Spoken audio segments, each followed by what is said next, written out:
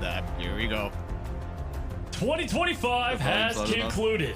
We would like to thank all the participating teams and the players who delivered top performances over the past year. It's probably time to discuss the plans for next year. This video will share much about the new format, the new ecosystem, and other surprises. In short, welcome to a more professional, mature, and exciting Marvel Rivals Ignite 2026, the inaugural league year of Marvel Rivals. To better balance each region and present more exciting competition, we've made adjustments to the regional distribution for the Professional League in 2026. Specifically, we are merging the Asia and Oceania regions into a single Pacific region. Oh man! The regions for 2026 it is happening. It's official. Americas, It's happening. EMEA, It's official. China, One and region. Pacific. During the group stage, the Asia and Oceania regions will compete independently and face off in the playoff stage. In 2026, there will be 2 regular seasons and 2 international land events. A notable addition this year is the preseason. Before the start of stage 1. The preseason is not only the debut for these teams, but will also determine the initial seed placements. Additionally, Marvel Rivals Championship will continue to exist throughout this period. Even more exciting changes include the allocation of league spots and promotions. Ooh, oh my In the gosh, 4 promotions, regions, yes! Online competitions will determine the teams that qualify for the 2 international events. We eagerly anticipate seeing these competitive teams once again. Starting in 2026, in addition to the preseason, the regional league and mid-season Yeah, we're gonna have to go over this so much. Oh my gosh. will determine whether teams qualify for the grand finals. There's so much to break Final down. Results from stage 1, the mid-season finals, and stage 2 will correspond to varying league points allocation. It's the way to do Teams it. that excel in stage 2 playoffs or rank highly in the annual league leaderboard will compete for a spot in the grand finals.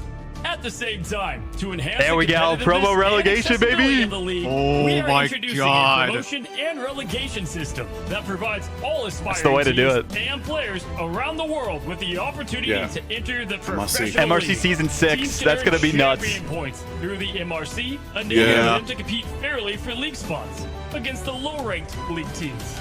Partner clubs will have limited relegation protection opportunities. Makes sense. Speaking of the MRC, there will be 6 seasons next year.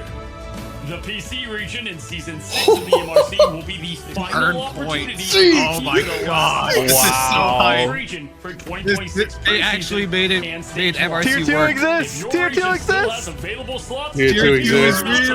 Tier 2 is From season 7 of the MRC, ongoing pretty good. participation will enable your team to earn champion points. And the teams with the highest cumulative points will have the opportunity to compete for qualifications for the mid-season and end-of-year promotion nuts. leagues. Certainly, the most significant That is surprise is that in crazy. 2026, we will launch a partner teams teams? program with certain teams worldwide to Oh become my our God. partners. We will create partner team bundles, and partner teams will enjoy revenue sharing. Bundles? Rev Share. Wait, here we go. And healthy Here we go. development of Marvel Bundles. Rivals Esports ecosystem. Besides my the partner God. team bundles, Esports lock in. bundles will Every be org launched lock in in. a timely manner. At the same time, the timely annual manner. prize What's pool will surprising? exceed $3 million. Let's see how much you can Holy. More competitions, more moments of gonna victory. be 3 million? There is so much to look forward to next year. That's 3,999,000. 2025 were unforgettable, and we can't wait to embark on a new journey with everyone. Wow. Nice. Stay tuned for more updates. Alright. Okay, we have a Let's lot. break it. Let's break it down. There's a lot break to it down. cover Everyone start from this. dancing. Oh my god. Man, I mean, all I want to know from you guys while I'm getting this set up, initial reactions, thoughts, like, oh my goodness, it's finally here. We can finally talk about it. No, my biggest like my what the greatest thing I've seen is them incorporating MRC. Yeah, that's huge. A lot of people weren't expecting that. That was a criticism because I was wondering how in the world they're gonna incorporate it, and then bam, points. So does that mean just straight banger tournament to start off? Is that land? That's land. That's a land. That's a proof So of land, has to be a land, let me read this. The 2026 Marvel Rivals Esports season will be built around 3 core competitive stages and feature 2 international lands. So only 2 lands, which is the mid-season grand finals. Oh, So okay. preseason is separate. So preseason is okay. Yeah. A significant new addition is the preseason, which will take place in April, serving as the inaugural stage for all teams. The preseason will deliver thrilling early-year matches while also determining the initial seeding for the league's first professional year. That's a good thing to change. The seeding was an issue before. I am glad they have something to get the seeding going for this one. So. Yeah. Huge shout out to NetEase on that. We don't need the bracket of doom every tournament. No. We don't need the mid-season champions playing through qualifiers to get to the next stage. Thank God we have that as well. But yeah, it looks like stage 1 from May to June, mid-season finals in August. So they're kind of keeping that similar to the same schedule they had for that. Stage 2, September to October, grand finals in late November as well. So late November. Yeah, late November specifically. So a little later than before. A little later. It's a month later. Yeah. Prize pool, $3 million. My goodness. Regional updates, though. I mean, as our OCE and Asia representatives, what are your guys' thoughts on it being one region as specific now? I mean, they all scrim each other anyway. It's gonna be hella competitive. It's gonna be. Yeah. If we're assuming that Pacific has only 2 spots as a whole, yeah, it's nuts. That's gonna make things really competitive. Because, like, I mean, like, what is it? Oceania, like, consistently had Ground Zero, Chopper Mag, like, their roster was similar, and then Asia, we've had like 3 teams, like Crazy Raccoon, Gen G, and Reject, all gunning for 2 spots. So, if there's like on paper right now 4 teams that are contending, and only half of them can make it to LAN, that is insane. It's nuts. Yeah, let's look at the spots really for that. Insane competition, yeah. So I don't think it has it necessarily listed out here, so we might have to go back. I don't think it's here. Video. It's in the video. Yeah. Pro League. That's a big thing too. This is a pro league that is happening. They have regional relegation, so this is kind of like the MRC championship. So there's league points you can get through MRCs to get a spot into the main league itself, and then also competing for that last spot is during the season 6 MRC2. So like this season for MRC, I think got even more important for teams to see like who are the top players to look at to try and poach for their rosters as well. Because the big thing is the 12 partner team spots that we have here for the league itself, for each region, mind you, it looks like. So that's going to be kind of nuts to see exactly which orgs, right? We didn't necessarily have like 12 orgs in EMEA and Pacific from what I remember. So this is going to be massive to see that involvement, how that goes for those teams as well. I'm curious on if there's been any other announcements following this as well. Yeah, it looks like there's some other tweets posted. They might just be posting the images themselves, but okay. So there's a partner application phase. Let me go to that too for org. So it's not direct invites, which is huge. So December 30th to January 15th, very short window. So it sounds like some teams might have already known a little bit from what I've heard. But yeah, January 16th is the cutoff for the applications, but any esports program can apply. So this is huge for the smaller orgs too, right? Like they still have an opportunity potentially if they've been involved in Marvel Rivals to be a part of it. I kind of wanted to see what this link was for the partner program here as well.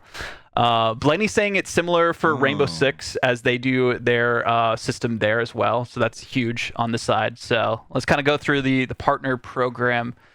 Competitive priority and co-creation receive guaranteed access to top-tier global competitions. Yeah, that makes sense if you're a part of the league itself. Prominent branding and marketing support. That's a huge thing too. I think a lot of leagues out there have kind of struggled with that.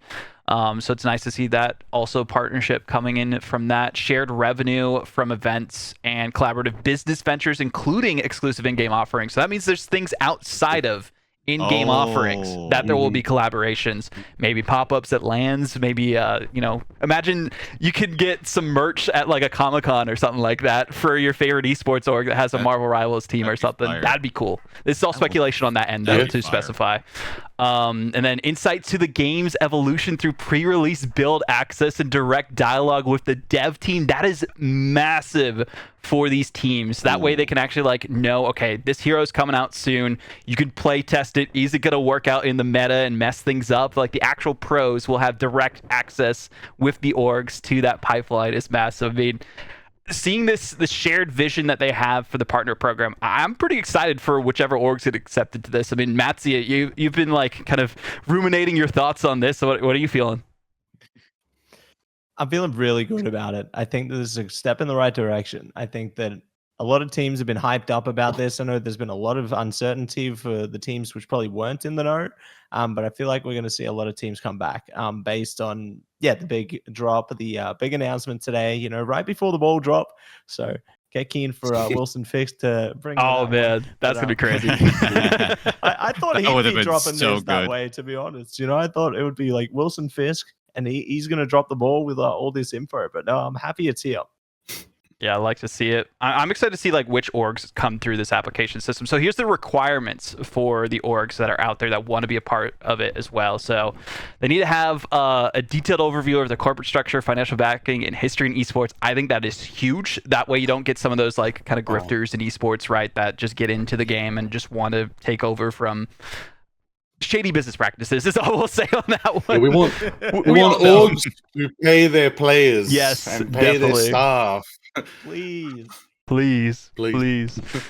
Team and leadership profile, so showing exactly who's behind it on management, coaching, operations, and content, also huge, so you kind of know like the reputation of the org and what you can expect on that side.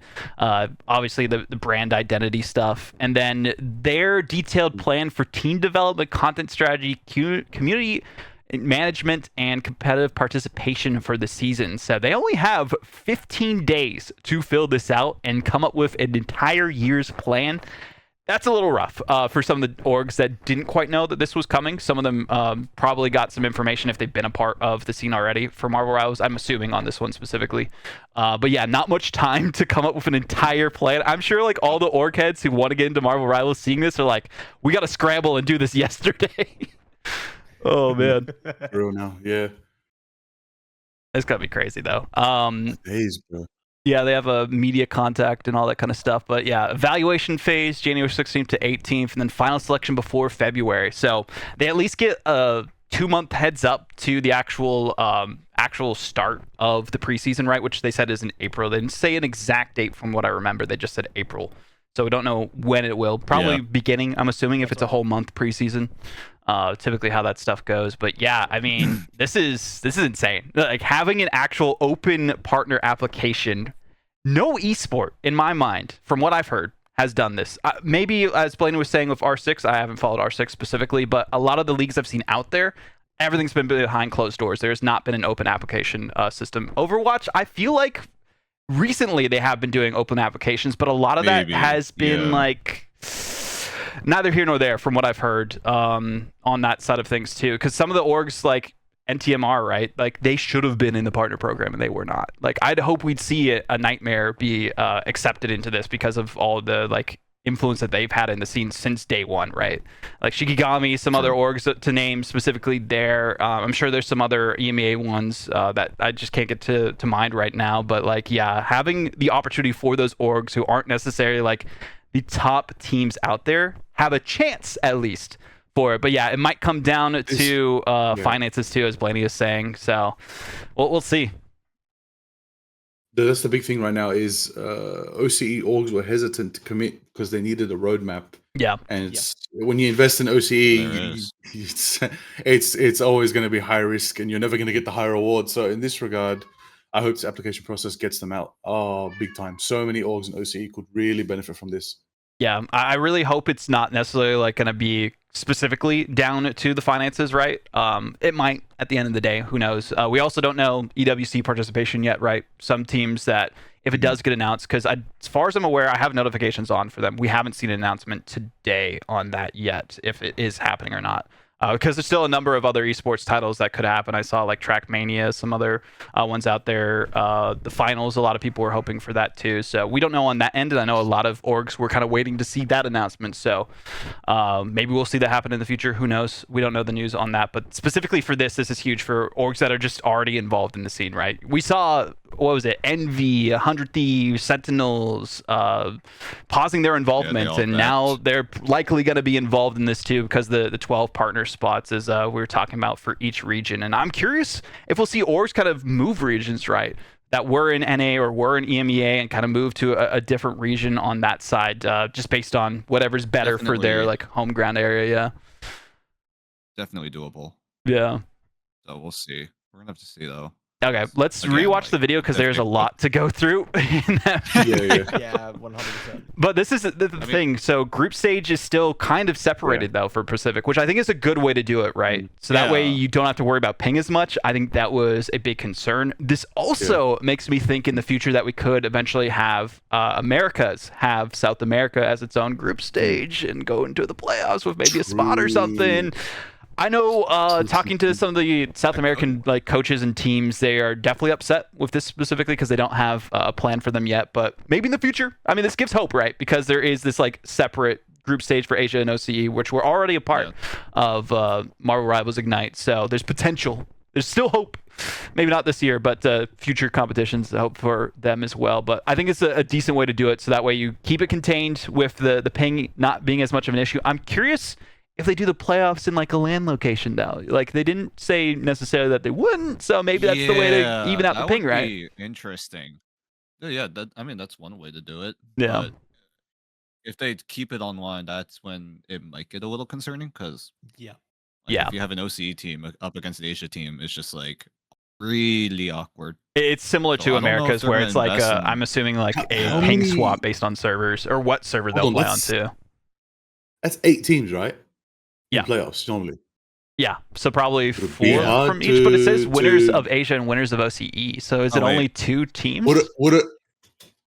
Oh, okay. Whether it's 2 or 4, would it be hard to ship the OCE teams to somewhere in Asia or the Asia teams to somewhere in OCE and do a regional LAN? So what it looks like That could work because like there's only 2 or 4 preseason.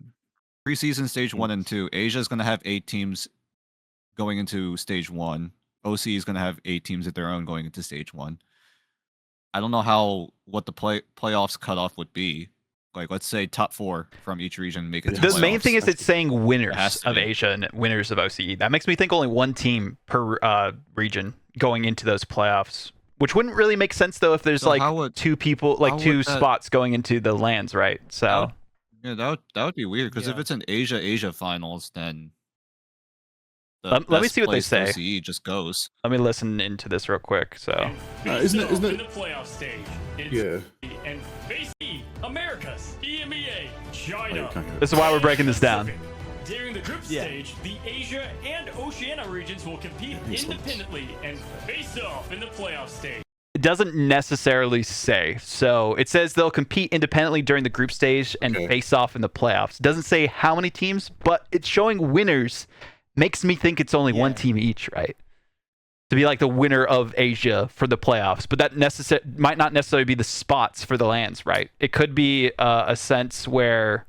Let me go back real quick to... It's got to be 4 and 4. It's got to be 4 and 4. It's the only thing that makes sense for a playoff. It's always got to be 18. Yeah. Well, it could be like for the 1 winner specifically of the Pacific region, but the 2 spots are 1 OCE, 1 Asia, maybe. Could be that way.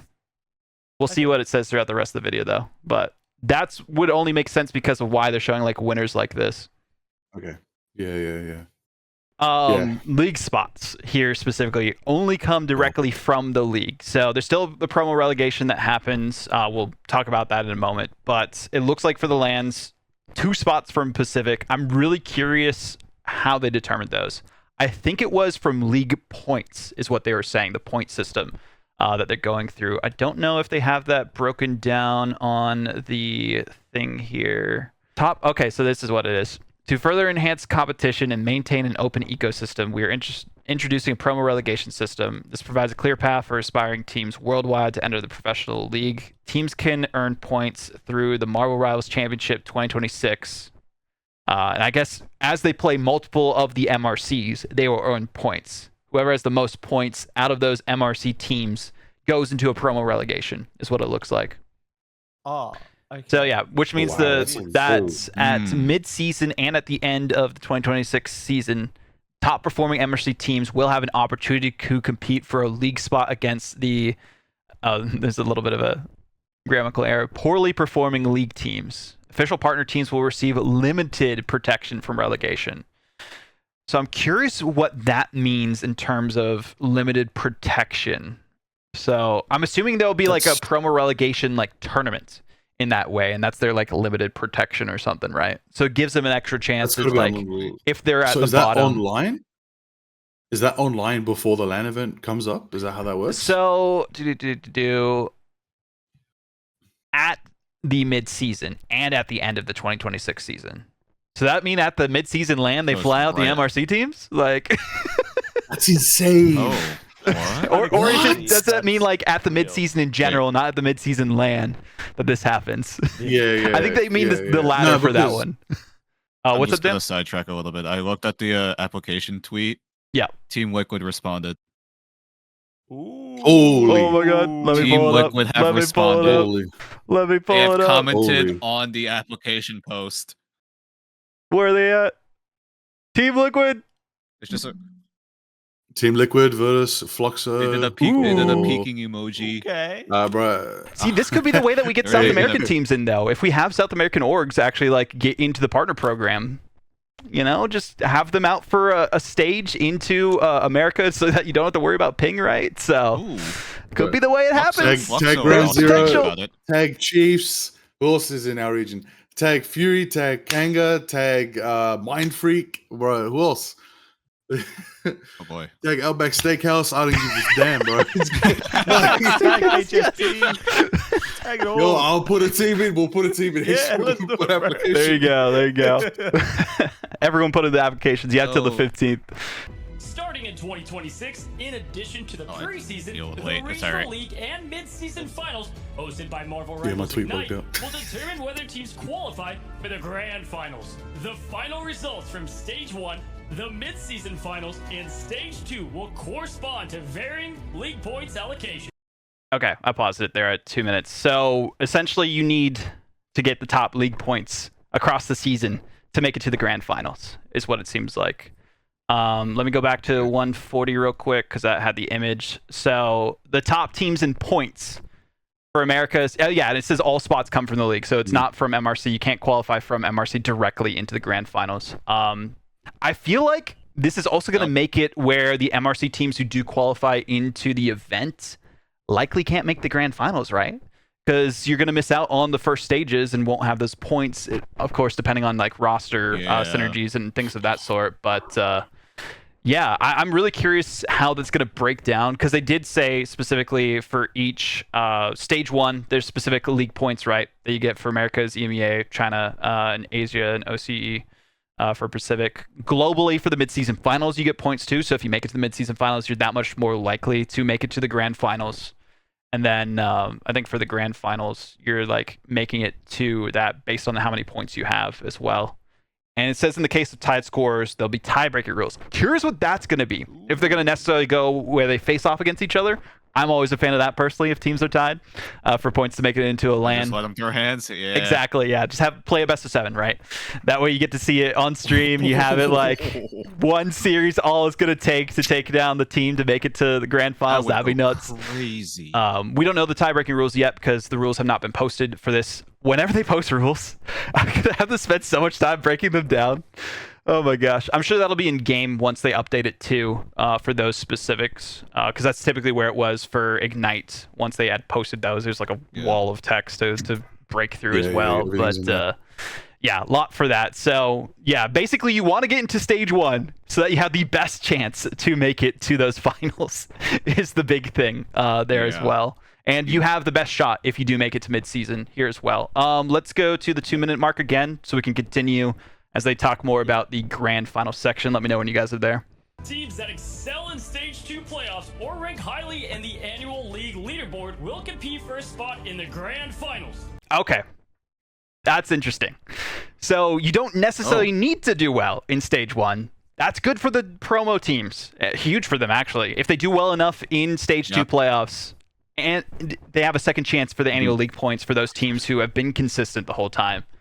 They'll compete for spots in the grand finals. So it looks like there are 4 different events that'll happen: the America Series, Pacific Series, EMEA Series, and China Series, I guess, if that's what they're calling it for this too. So that's crazy. There's just so many points on the table. Yeah. Multiple different tables, basically. Yeah, there's a couple of chances. You have points and you have like doing well in the playoffs to make it to the grand finals, which I like that. That's not just on points.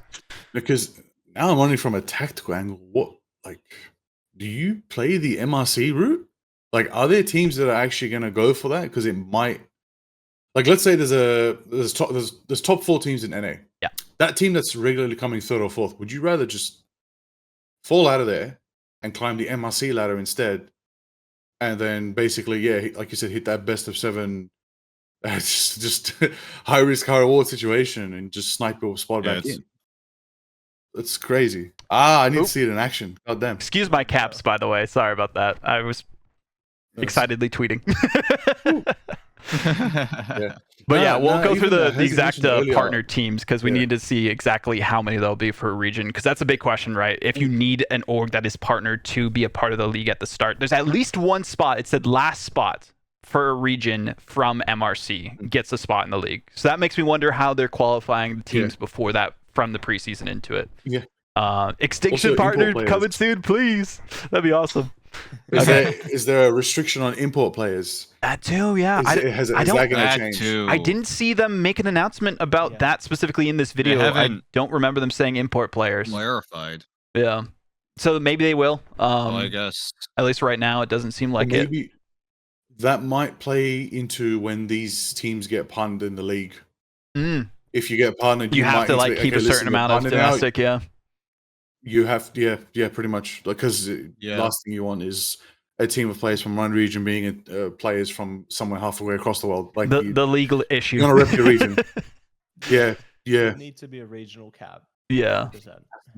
I'm sure like once they get all the partner teams too, they'll probably have a meeting with them, right? And like figure out exactly the best way to do that too, based on like their plans and everything as well. But there's not as much team for it. We're definitely going to see teams coming back who pause their operations 7th, because like they paused it because they knew this was coming, essentially. Like the ones who've been involved. So for the love of everything, we do not need the MRC banning system. It needs to be MRI. Get rid of MRC bans. That's true. We need it to be a unified ban system across both now, especially if you're trying to compete to get into the main system. We'll know by April. Yeah, that's true. We'll know before April, right? Because we'll see what MRC Season 6 is. Yeah. True. Because MRC Season 6 qualifies at least a team per region into the league. At the same time, to enhance the competitiveness and accessibility of the league, we are introducing a promotion and relegation system that provides all aspiring teams and players around the world with the opportunity to... There we go. Okay. Season start. This is what we've been waiting for to break down. Let's go. Okay. There's partner teams, there's guest teams, and MRC Season 6. That means I'm assuming the guest teams are... We don't know where they're coming from, actually. They could be coming from Season 5. Yeah. Who knows? They could be like teams that have pros that were in Ignite before, like having like a half roster, keeping it through sort of line. Like, we don't know what the guest teams are going to be like. What does this mean? Numbers, what do they mean? Oh, man. It's Faker from League of Legends. SK Telecom T1's coming back. Oh my gosh. Oh my gosh. There's that one MRC team with Faker and Ignar. They got Faker on it, right? Bro, and Ignar. It's the fake Faker, I think. Falcons build a team. Oh, Falcons are 100% going to get a team. Yeah, there's no way that they don't. Yeah. Probably Twisted Minds again. I think they had one originally too. What about Fnatic? Fnatic probably will come back. What was the name? What was the Saudi Arabian team that won MRC? What was the name again? Shoot. I don't think it was a... Was it Crownfall? No, it wasn't Crownfall. Silent Nova. I think it was Silent Nova. It wasn't Silent Nova. Yeah, I don't think they had an org though specifically, but yeah, sign that team. No. Yeah, so seeing them signed by like Falcons or something is very likely. Yeah. This is just for preseason, by the way. So there isn't different guest teams across each stage, it seems like. So basically like whatever the cutoff amount is, there's going to be a promo relegation afterwards. So we'll see what those numbers look like. I think typically, like from what I've seen in other leagues, it's around like 2 to 4 typically for that. So it just depends on how many teams are wanting to cycle in and out. I'm really curious like what that number is going to be, and if like there can only be a maximum amount of like a certain number of partner teams in promo relegation, that might be this extra security that they're talking about too. Now I don't think the guest teams would be streamer teams. That wouldn't really make sense. It's got to be like some sort of, well, maybe to get viewership up. I mean, would be weird, but hey, Schmungus versus Chopper Mag. Yes. That's a dream match. Direct invite Schmungus into EMEA preseason. There we go. That's actually a great idea. You know, it could happen. That is a funny marketing move, though. Yeah. That would be funny. Hey, this also means, hey, real talk, orgs out there, someone please sign Chopper Mag before Yes, preseason sign starts. Chopper Mag. Yeah. They will be one of the best teams in Pacific. I think XO is also not a actual org too, right? Yeah, they are. They are also not. They are also. Yeah, they don't have an org. Someone needs to pick that team up. They still beat looking. the old Z10 roster, well, newish Z10 roster in MRC just recently. Swept them, so they're looking pretty good. There's a lot of good teams to look at as well. Songjok Woo might go. Yeah. Songjok Woo might go. Yeah. Anyone that brings Spider-Man go. Yeah. Anyone that brings up this Spider-Man is in. good for the teams. This year, Songjok Woo is my we go. need to see. We need to see Spider-Man in pro play, and I guarantee Ignite viewership will double. Yep, exactly. Guys, he's the most popular superhero in the world. You get that one moment. Spider-Man in your ranked games will also double in appearance. No. That's true, but That's the trade-off. I'll take that. That's the trade. That's okay. I'll play Thing. I'll be fine. To enter the professional league, teams can earn champion points through the MRC, enabling them to compete. Okay, they can earn champion points through the MRC, enabling them to compete. So, Stage 1 Challenger teams. What does that mean? Is that the teams who are like at the bottom of Stage 1? They get to like the relegation system? What does this mean? That got knocked out of. Kind of looks like it. Oh my god! Challengers teams is. I think that just implies the teams that didn't make it to playoffs. No. Maybe, unless there's like, but it looks like 2 specifically because it went to 6 teams in promo relegation. So for mid-season, it looks like they take 2 challenger teams, which are the 2 bottom teams, I'm assuming, from Stage 1. 2 teams from Season 8 Elite Factions. I'm assuming that means just placement, and then 2 other teams from Season 7 plus Season 8 point rankings of MRC. So you need to compete. You either have to win MRC Season 8 or get top 2. It looks like, to make it into the promo relegation, or you have to do well enough across those 2 MRC seasons to have a chance in promo relegation. Ooh. So there's a couple different ways you can get into promo relegation, which I like that, honestly. So it encourages people to play an MRC each time, where we saw like a lot of teams just kind of give up on it, right, during the regular season. So this is huge for teams to like have that motivation. It's like, hey, we didn't win Season 8. But we did well enough in Season 7 and 8 where our points combined get us into that promo relegation. So that's an interesting way to do it too. So it's not necessarily you have to win Season 7. You have to play both MRCs to get a spot potentially in that promo relegation. I like that, personally. Which means stop mucking around with your MRC team names. Yes, don't change MRC teams too much. Yes. Roster continuity is huge. Don't do alt. Yeah, because it literally tells you the history of you've won Season 3, this rank, Season 4, this rank. You need that because that's going to matter. That's going to matter trying to get future players. They're like, what's this org? Oh, we won Season 3, Season 4. Like, no, you didn't. It's not even in your faction history. So, like, you stop mucking around. And, like, that's it. MRC means something. It's more important now. So, it's literally, I mean, we were screaming it before.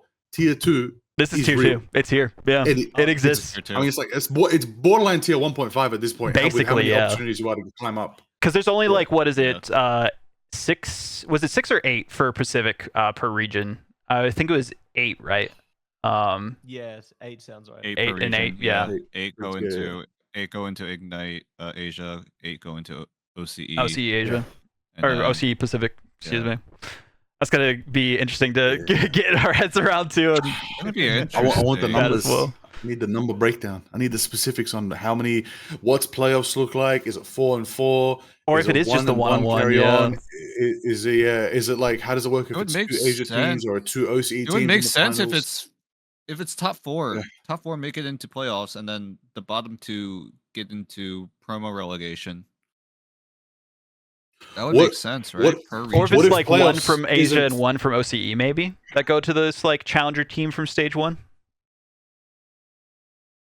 What if instead? Okay, hear me out. What if instead of it being? It sounds a bit weird, but what if instead of it being 8 teams in Pacific playing against each other in a final playoff, it's 2 groups of 4. Oh, and 2 groups of 4 where like the top team of each play each other. The OC that Asia, makes sense. Yeah, I think that's probably what they're going to do. Still go on. That's probably what they'll do. Yeah. That makes so much more sense now that you're saying that too. Because they're fighting for points at that point, so you still get your top OCE team, your top Asia team, but they play each other for the point system. Yeah. And they're going to carry on, but you need points. Yeah. And prizing too, yeah, true.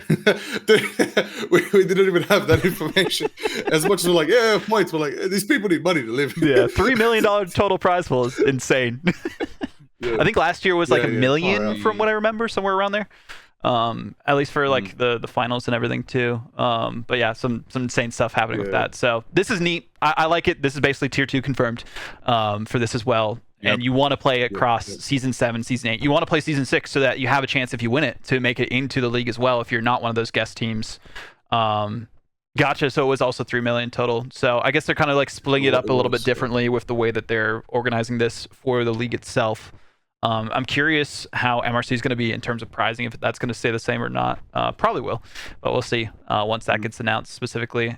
Guest teams will still make it into 2027. MRC Season 11 elite teams will make it into 2027. And the point rankings teams from MRC Season 7 to 11 will make it into 2027.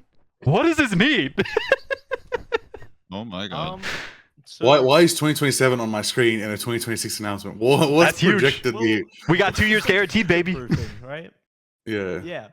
So I think obviously the elite teams are going to be like the top 2 or top 4 from MRC 11. But I think, the point rankings is definitely going to add up, which is like what you guys are saying. It's going to be so much more important to play across all MRC. Consistency. Yeah. Exactly. Like the first thing I thought when they were talking about a point system is similar to like the VRS system in CS2 at the moment, where they've got that to kind of get invites to land and stuff like that. So it's great to see that they're implementing that kind of thing into this, but I don't know what guest teams means still. Yeah, non-partner teams, guest teams. Yeah, that would make sense. That's probably what they mean by guest teams, actually. Shibby, who's bringing that up in chat. Yeah, that's definitely what they mean by guest teams. So they have a certain amount of partner teams. They have the guest teams, but the guest teams don't get the like marketing and costumes in game and Rev Share and all that kind of stuff. I'm assuming after each year they're going to do another application too, right? To try and like renew things as well. Surely. Yeah, true. Because these partnered teams are announced in February. Yeah, pretty much. That's when they're locked in. Yeah, at least. Yeah. Because they got to have a couple months to at least get those costumes going for like the start of the season for like stage 1, I'm assuming. And that's 12, right? 12 total, it seems like. So, yeah. I think, did the image have the specific breakdown? No, it's not there. Oh, yeah. No, it doesn't mention specific. Okay, here it is. So, teams at the core of Marvel Rivals Esports universe in 2026, we're uniting with elite organizations across America, EMEA, Pacific, and China regions to launch groundbreaking Marvel Rivals Esports team programs, establishing a solid foundation. It doesn't necessarily say how many per region specifically there. I think the 12 is spread out for sure. Yeah, it's got to be. But I'm curious, like how many per region, right? Yeah, that's the weird part. I mean, is it just going to be like 4, 4, 4, and 4 maybe? Like 4 for each region? But wasn't it 15 slots? It's 12 partner slots, yeah. 12 slots. I'm assuming there'll be more for Americas and EMEA, just based on how it typically goes for orgs. There's a chance it's just 4 America, 4 EMEA, 2 Pacific, 2 China. I don't know, or 3 Pacific, 1 China. I don't know. It depends on how they. Yeah, 4-4-2-2. That would make sense. Why not 16? Isn't 16 a more accurate tournament bracket anyway? Like that would have been probably logistics in terms of like how many costumes they can like spew out within like a season, right? For stage 1 and stage 2, I'm assuming they'll have a different stage costumes for it too. It might be 4-4-2-2. Yeah, it's definitely 4-4-2-2. Yeah, because that's like the amount of spots that they had for the LAN, right? Yeah. Pretty much, yeah. So that makes sense. Wasn't Grand Finals 14 teams? Yeah, it was a little bit more. I think there was a couple more Grand Finals from like Asia and OCE. I know. No, OCE only had one. I've seen one. Asia had, what was it, 2 teams? Or was it 1 team? I'm trying to remember. We had 2 teams. 2 teams, okay. We had 2 teams. And then China I would had 2. low-key, I would low-key back 5-5-3-3. One more for each region. Yeah, in terms of like partner spots? Yeah, there were. Because especially when we're talking about NA orgs, I'm like, man, there's a lot of good orgs. Especially like you just so many more orgs will apply and take it seriously. I think this also means that unfortunately for the smaller orgs, they're not going to get a spot. Now seeing this entirely, if there's only 12 total spots, it's going to be like the biggest orgs out there, right? For each region. Yeah. So look, at least it's earned though. Like you get this slot if you're a partner, but if you're losing, you're not going to get the slot for the grand finals. I think you're still going to keep the slot, but you're just not going to be in the main league, right? Because they said limited protections for partner teams. So I'm assuming that's what it is. Is that like it could also be a case where the partner teams don't get relegated at the start of the year too. We don't know for sure because they did say that limited protection. So like we don't know what that necessarily means yet. The limited could be like, hey, just because it's the first semester, or not semester, I'm so used to collegiate. First stage is that you're not going to get sent to the relegation, but if it's the end of the year and you don't have enough points, then you will, No, because I'm thinking if I'm a partner team and I'm just losing, left, right, and center, I'm like, at a certain point, what's the contract terms? Because in that scenario, it's like, let's say your partner team, you're the fourth slot in America, and there's this machine of a team in 5th. Who's not signed, but everyone is backing him like this team deserves a spot. This team deserves to be here. You're going to have a situation. Like, at that point, do you force them to roster swap? Yeah, it's 12 total is what they say here. There might be some sort of... I mean, they're probably going to have like a contract or something. For sure. Yeah, they're like, if you want to stay in this contract, you need to change your roster or something like that. Could be that too. Oh yeah, they could like be forced to pick up a team who does promote, right? Yeah. Ooh. So kind of similar to the league system, right? Where like there is the teams who like move up through their challenger system or whatever it is that they have, and like they get signed by an org because they have to be represented by one of those like orgs in the main circuit or whatever. That would make sense if that is the like protection is like, hey, you have a chance to sign this team and give up your roster if you want to stay in the league or something like that. Like that's your protection essentially, which would bode well for those like teams who don't have as much financial support, but it would suck for the orgs themselves, that are trying to get like a team represented. Yeah, that sounds hectic. Yeah, like if you're like rooting for like a specific if you're like rooting for a specific core and then they get the boot, and then you boot. Let's say you like don't watch esports for a while, and then you come back and it's the same team, but it's a different core, and you're like, "What the hell happened?" I feel like if we go that route, it might get a little confusing. But like, I'm curious if they're going to open it up too for some of those like guest teams that do have orgs to get like a part of the partner program later on as well, right? Like if they see enough feedback and they figure out, oh yeah, we have the means and resources to figure this out on a grander scale. But this could also just be year 1 of doing this, right? Because it's the first time that they have the league system, that they have this promo relegation, the partner teams. So like next year, there could be a lot more partner teams too, if they feel like they have the capacity for it. Because I feel like that's like the mentality for them is to always like keep things improving, right? Like this is another huge step because they had to build something from the ground to get to this point. Now they're going from the ground to like the skies and everything too. So, then have to go into the different galaxies of the multiverse after that. But yeah, it'll be interesting to see how it fares. But it confirms in this doc that it's 12 exclusive founding partners, And it says founding as well. So that means there's room for more to be added later on. And maybe they get a better percentage if they're the founding partners too, for like the future of Marvel Rivals Esports, because they were there and trusted in the process from the start. I mean, that's how I would do it personally if I was organizing things. Yeah. Find like the perfect partners that are going to promote things, going to go into like the Comic-Cons and like try to get voice actors involved or something like that. Like there's so many different ways that they can prioritize that as well. So yeah, what the heck? There's so much to speculate still after all the news we have gotten today. It's the crazy. I feel like we have more questions. Okay, let's keep it going. We're only Where's the halfway land, through this man? video, I just want to know where it is. We're only halfway through this video. Bro, I want the preseason to be a LAN, a regional LAN. Like I'm assuming in February they'll probably announce like the plans for preseason, right? Because that's when they lock in the partner teams. So timeline-wise, that would make sense. Just imagine top 8. When have they typically announced the next seasons of MRC? Is it like right after MRC concludes and it goes into like the next season? I think it is, right? Yeah, pretty much. When the new season patch drops.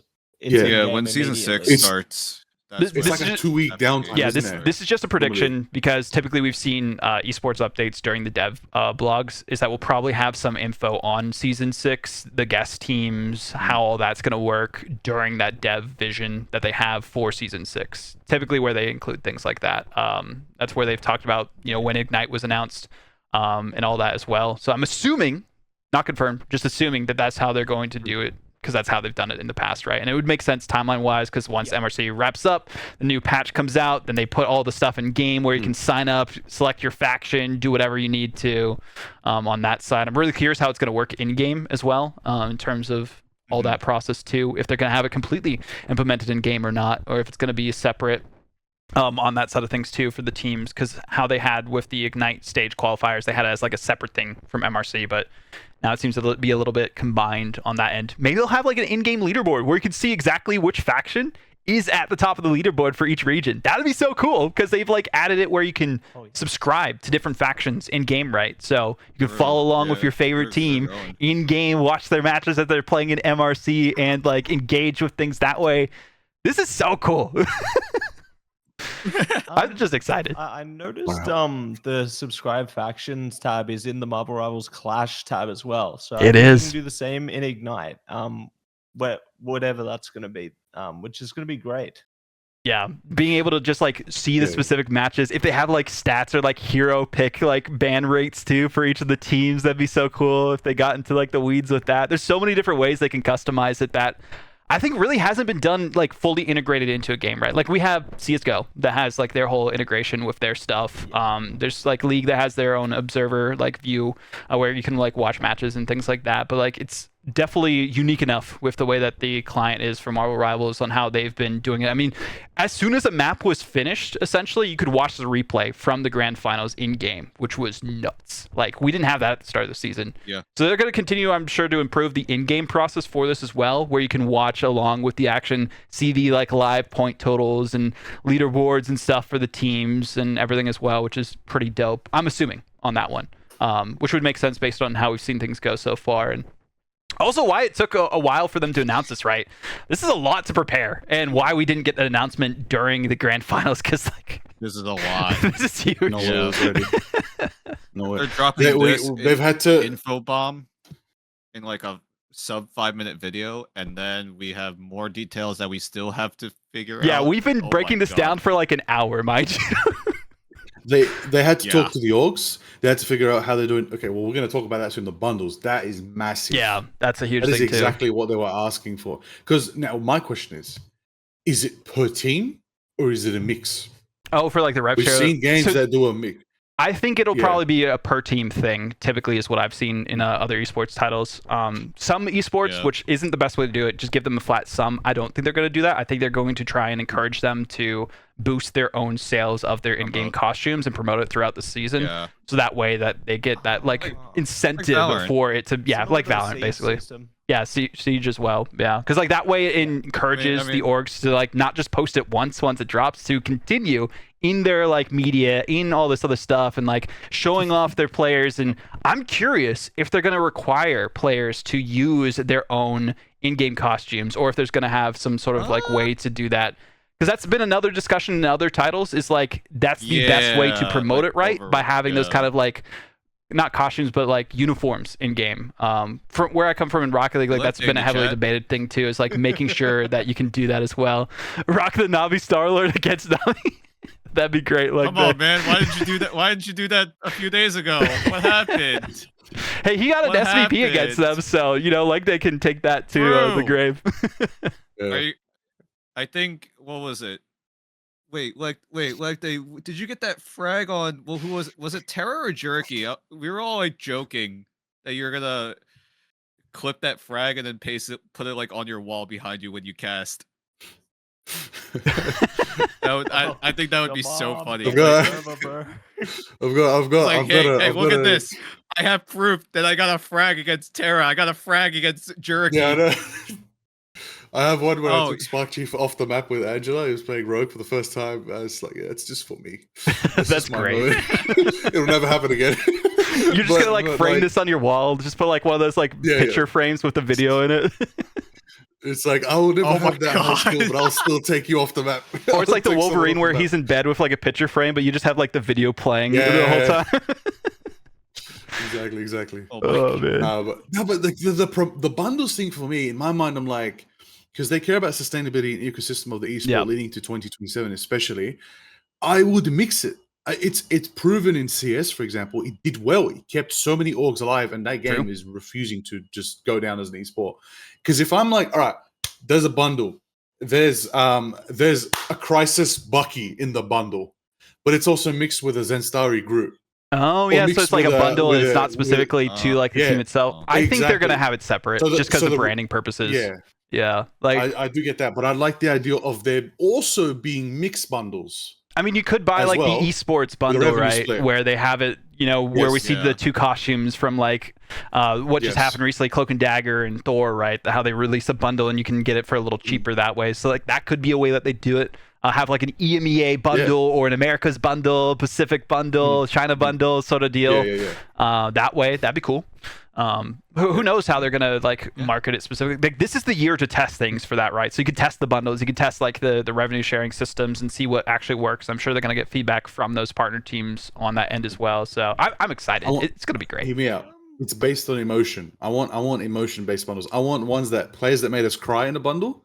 All right, so people that were emotional, Bobo, the Bobo bundle. Trust me, you know the ones who broke my heart. Literally, like I love all those players. Oh, dude, whoever's Bobo's having a good day. You got money. Now, wait. What if they do the like emojis in game, but have them be from the esports players? That'd be cool. That'd be cool. That would Bobo doing the exactly. Look at these ones. We got chopper bag, bro. Everyone's like, get that right now. I want that right now. I can't remember who it was, but one like the Navi players who had like the Captain America shield, like have that as like an emote or something. That'd be cool. Yeah, trust me. Yeah, that'd be good. Trust me. That'd be fun. Cap. I want the bundle of all the smack talkers, mostly Citadel. I want that one. Hell yeah. Put everyone who's ever talked smack in a bundle. I generally think if you have these fun ones on the side, it's good. Leg Day does make a good point, like likeness rights for players under 18. True. Yeah. I mean, you could do like also what I was thinking, similar to CS, is maybe you have like an in-game charm thing to attach to your character. True. Like they have with the on it, or like a symbol. That like how they have the Jeff like Labubu purse. Yeah, that's what I'm thinking. Yeah.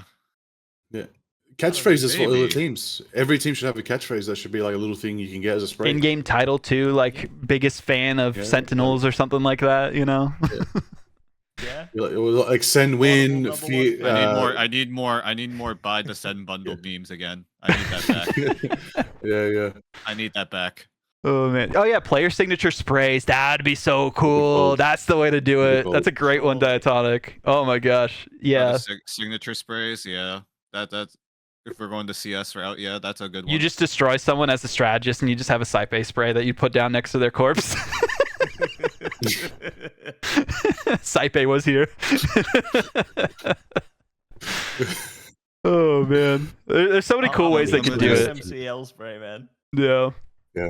Putting TTK's May after Meteor M dunking, that'd be great. Oh my gosh. Okay, let's continue with this video so we can keep like speculating about all this stuff. What time are we? Give me LeBron. Give me. We're at 2:35. Oh yeah, Dan stepped away for a second. We could talk for a little bit while he's doing that. All right. Okay, give me.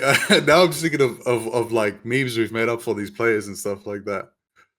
Like straight away, like Dogmaster Duep. Oh, so good. It'll be good. I mean, it doesn't have to be limited to players. Why not caster catchphrases as well? Sneak those in there. Yeah, have it be an announcer pack for Cozy, you know, for in the game and stuff. That'd be cool. Can I replace Galacta with Cozy? Yes. Yes, that'd be dope. Please. You start the game and he comes through the TVA door. Yeah, there we go. Why are you not queuing competitive yet? Oh, sorry, Cozy. I'm queuing comp right now. Oh, man. Just having like the announcing be like a little bit different on that end. I'm curious how they're gonna like integrate the movies and TV shows that are coming up soon too on the Marvel side of things, because like you know how we got the new Captain America like sprays, I think it was, and we had the like Bucky costume and things like that. We get Doom, please. That'd be amazing. Whenever Doomsday comes out, there's so much potential for it too. Spider-Man as well, right? Yeah. Like the new one. Yeah. But there's some new well, not new, older heroes that have been like rumored to be, or not rumored. I think they're confirmed, but don't want to talk about rumors too much. That potentially could come to the game that are going to be in these like new movies and stuff too, which would be dope. So I just want a Cyclops in the game, please. After seeing like the trailer in theaters for that, for when they had like the Avatar like preview for it, oh my gosh, peak. Yeah. There's like the beam and I already know what his ultimate. We know what it needs to be, and it makes me cry as an Iron Man player because his ultimate is just going to be a better version of Iron Man's at this point. Yep. It's gonna blast the whole. It's gonna be like there's gonna be like a little energy sort of signature in an area, and you know in like 2 seconds his ult is about to blast that area. Yeah, 100%. I think that's a good way to balance a Cyclops ult, but still give him that epic just. Well, it's kind of similar to how you have like the Jeff like AoE like alert thing that shows up right before they grab you, like something like that. Probably that'll be like an indication, like as he's pulling the goggles off or something, or not the goggles, the glasses. God. Speaking of the MRC, there will be 6 seasons next year.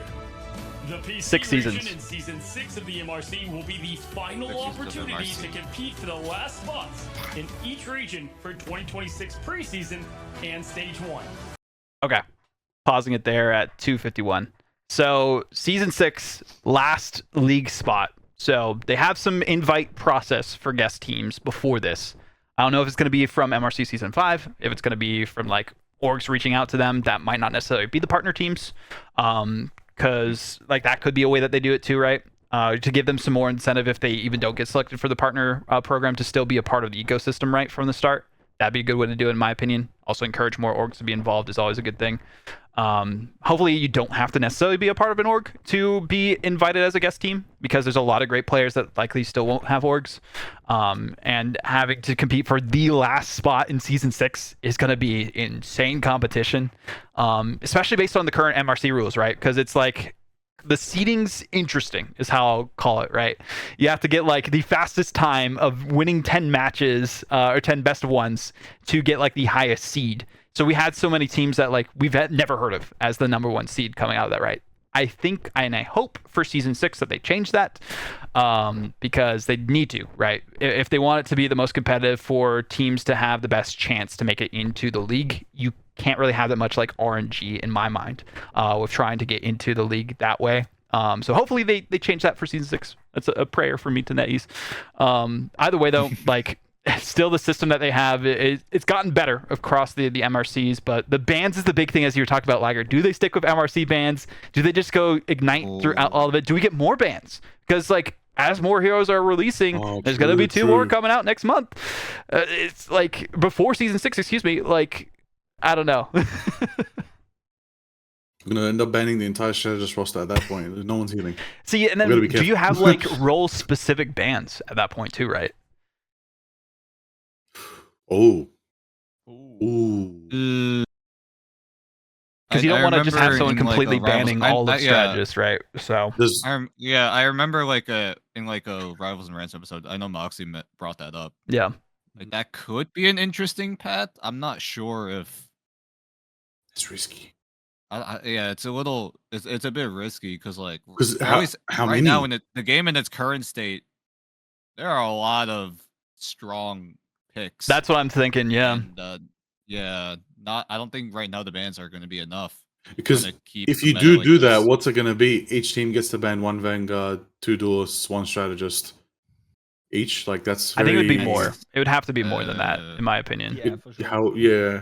But then in my mind, I'm like, that's too. Yeah, because then it's too. Because it's per team bans as well, so it's fine. So you could do 2 in each role. Yeah, that's what I would You think could would be give like the each best team way to do it. 6 bans against the other team. If we And, want to ban 6 strategists, then let us know. far out. Good lord. I mean, that does Good make it so that lord. they have to secure the strategist during the ban and protect phase too, right? So there's a couple different ways that they can go about it, and I'm really interested to see what that is going to be for that. And thankfully, we don't have to wait too long, right? Because MRC top I think it's 48 technically is this upcoming weekend, and then after that will be like the top 6, I think, somewhere around there. I don't have the exact details on it, but yeah. So after the 11th, that's the last day of MRC competition in January, and then Deadpool and Season 6 drops on the 16th. So somewhere from the 12th to the 16th, we should probably get an announcement of Season 6 for MRC, and how the guest teams are going to work, I'm assuming, for that as well. That's also early access. Early Deadpool. access too for for Deadpool. So that's gonna be crazy. Oh man, I just can't wait. It's gonna be Galacta, guaranteed. Yeah. We can begin. You don't play the game. You just become the game announcer when you play Deadpool. That'd be Your cool. goal. So it's a 5v6. Okay. Oh, God. 1v12. I mean, maybe 1v12. you can like lock in the role as you like spawn into them too, right? Because we've seen them moving across roles. Like, I'm really curious how that's gonna go. I'm sure we'll see that announcement. It's just gonna be duelist. It's gonna be duelist. It's just gonna be duelist. Yeah, probably on the 12th is when we'll see the announcement too for Deadpool specifics. Like that's typically been the timeline, like the 12th or 13th, the like Monday or Tuesday specifically before the actual Friday release. Then usually it's the Tuesday when they do like the preview, the Tuesday or Wednesday, from what I remember. But they might want to give content creators more time because it's Deadpool, right? On that one. But going back to MRC, Tier 2 is here. That's the big thing for this one. You want to compete in every single season of MRC, and I'm really curious how the roster continuity is going to work. Because right now, with MRC, you still have your little faction stuff, even if only the owner of that faction stays in it and no one else does. That is an issue for Tier 2 in my mind, because you'll have a lot of people snaking each other, right? That says, oh, I'm keeping the faction. I made it. It's mine. I have the points. I'm going to get whoever, Joe Schmo, to join me on this MRC roster, and we take over everything. You cannot allow that to happen in a Tier 2 system, in any system that you're going to have points. So I hope they tighten up a little bit on that and make it so that you have to retain like a certain number of members per season of MRC or something like that to keep your points. Because if you don't do it that way, it's going to be the Wild West for every season. There might be a solution. You attach faction history to the player. Could do that. So it says, okay, so I was in all these seasons. I came 3rd in season 1, 4th in season 2, a top 128 in season 5. Season 6, I came 1st. If the history is then attached to the player, it takes that power out of the hands of those owners who could be a bit power hungry. Yeah, there's so many different like ways this can go wrong is my only worry on that end. So hopefully, and I'm confident that they have thought about this, talked with players and experts about how best to balance this too. But that's something that's currently happened, like hours before signups have closed for season 5 MRC. Like teams were changing like that. So we need some sort of like hard cutoff for roster changes a little bit sooner than like the day of competition, especially for season 6, because like this is going to be the one that matters the most for people. Tournament history on players' career pages is a good way to do it too, and not be able to hide it, please. I'm tired of everything being hidden when we're trying to look at these players. Listen, if Liquid become a partner, Wikipedia gonna be 10 times more reliable. That's true. Let's go. Yeah, less volunteers on that end would be great. But yeah, Tier 2 is here. What are your thoughts, Batsy? Yeah, Tier 2 is here, and we get the year in full gear. I'm so keen No, it's going to be great. I'm really excited to see how it all transforms with like future announcements, like you said there. You know, the dev vision's definitely going to provide a bit of light or clarity on all of that. I know I can see even Skittles is a bit confused about the Asia or the Pacific and O spots there. And I think we're all a bit confused. Yeah, we're all a little confused on that one. So we're on the same boat here. Because yeah, I'd love to know like the reality of it, but TBD. Yeah. And when they talked about like the MRC and the Ignite bans and stuff, from what I remember too, that was during a dev vision. So they'll probably talk specifically about that if it does change and if they do implement more bans or more protects or how that's going to work on that side for that too, because there's a lot to talk about on that end. It's probably going to be a beefy dev vision for it too. But yeah, so main takeaway here is even if you don't make it into the league itself, you have 6 seasons of MRC to get enough points to still have a chance to make it into 2027. You have season 7 and season 8 to try and make it into the league again. If you don't make it that first time in season 6 or are a guest team or a partner team. So there's multiple chances for you to make it in this year and multiple chances to make it in next year, which is a big thing. So teams who earn enough points from season 7 all the way to season 11 can get a direct invite into the league next year, which is huge for sustainability, I would say too. Gives people more incentive to compete at all levels of the competition, even if you don't make it through. My only worry, as I mentioned before, is that kind of like roster shakeup, continuity, snaking that we've already had issues with in Marvel Rivals. That could be exacerbated because of these things, but we'll see what happens, and hopefully they have some sort of safeguards for it specifically. And as you guys were mentioning, import safeguards too is always an important thing too, just to keep talent specific to each region, because we could likely see if there isn't import restrictions, a lot of teams going into those specific and spots to try and see what they can do. I mean, we've already seen teams do that this last season of Ignite. Hogs' team, they had a lot of people moving over just to compete in it too. So yeah, I think we already see Flat's fan club in MRC is like a mainly America's roster from what I've heard. Does Flats run this team though? Does Flats know they exist? I don't think he does. Are we rooting for them so that is it like a Notice Me Senpai? He does a watch party. He's like, oh, that team's for me. Like, what's the plan? Yeah, who knows? I need to know. I'm really curious how that's going to look too for the like Pacific region, because we definitely don't want like just all these Americas teams just getting flown over right to Pacific or EMEA teams and then competing and taking the spots from the people there. And I don't think that will happen. A lot of orgs don't have that kind of resources, but some do.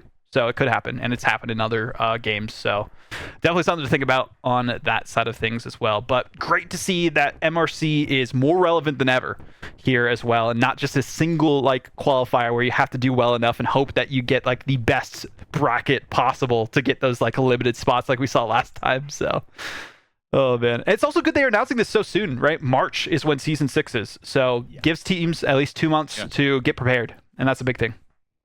If your region still has available slots, be sure not to miss out.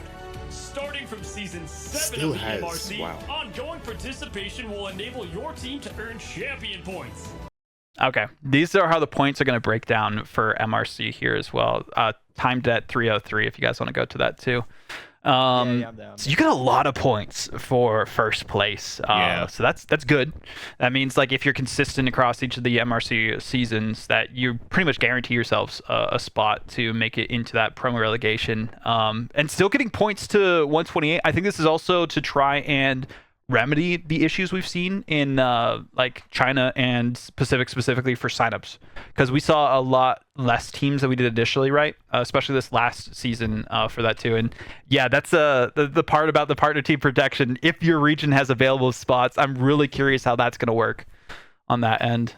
That worries me for Pacific and China. Yeah, because 2 slots. It's like, so if the team in MRC Pacific slaps, I'm like, are you going to take the partnered spot though? Like, well, how protected are they? How do you actually get that opportunity?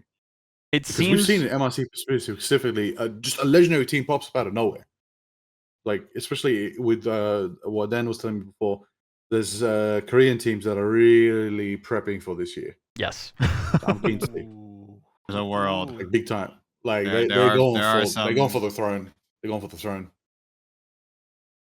I guess we'll have to see what the specifics are on that, honestly. Like that's the big thing with this announcement is that it has so many questions we don't know the answer to yet until we kind of get those specifics on how those partner team protections are going to work. What it's going to look like for those spots to try and get into stage 2 during mid-season, and is it going to be like a LAN where they play against each other or not, like how that's going to work, or just some online thing. It's probably just going to be an online thing based on logistics on how that typically goes. And the org owns the partner team slot. Yeah, so like I'm also wondering for roster continuity again for partner teams, like are they going to have different rules compared to the other teams out there? Like do they need to keep a certain number of their members, or can they completely like dump their team and pick up a new roster in between stages, right? So, and that will probably like make it so that they could just get rid of all the points that they have at that point, keep those with the players, but then just pick up a new team that they think is a lot better or something could happen as well for that partner squad. Like there's a couple different ways that they could go about that too.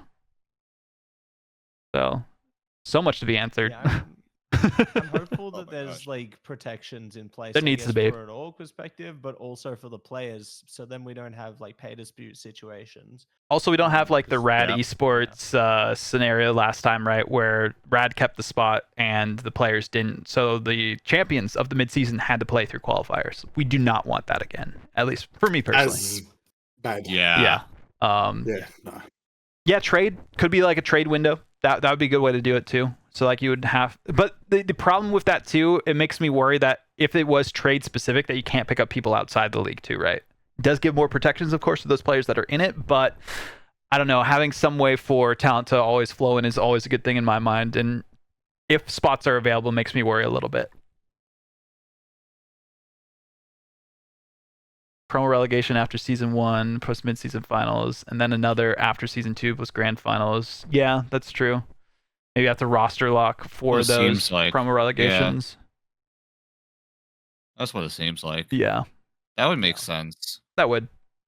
Like roster lock for stage 1 into mid-season, and then once mid-season's over, then how would promo relegation happen then? I would assume the roster lock would still be in place. Could be then, like the org lets them go into promo relegation, but they like pick up whoever the team is, like I was talking about before. Like that could be the protection too. Yeah. Like there's a couple ways that they can do it that we just don't know for sure yet until they announce it, if they announce it as well, right? Because like some of the stuff even from Ignite last year, from what I remember, was like never publicly announced for how they were doing like seeding and all this other stuff too. So big questions to be answered. We'll see with time. I think it's the big thing as it all comes out, and I'm sure players will blabber whenever they want to, as they always have.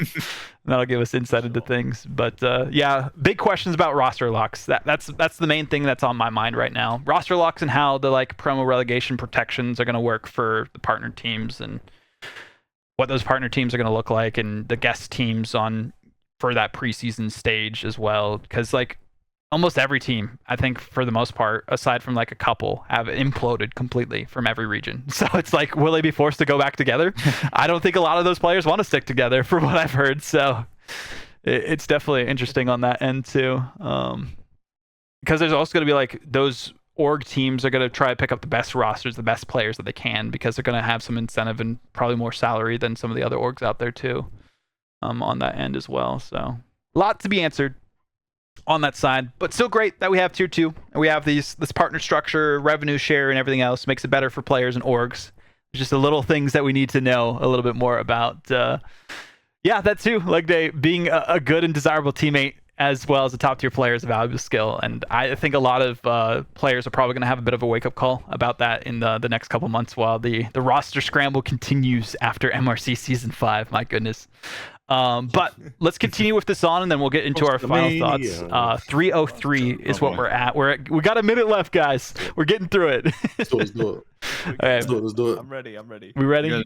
We got there. Okay, there. 3, 2, 1, go. The teams with the highest cumulative points will have the opportunity to compete for qualifications for the mid-season and end-of-year promotion leagues.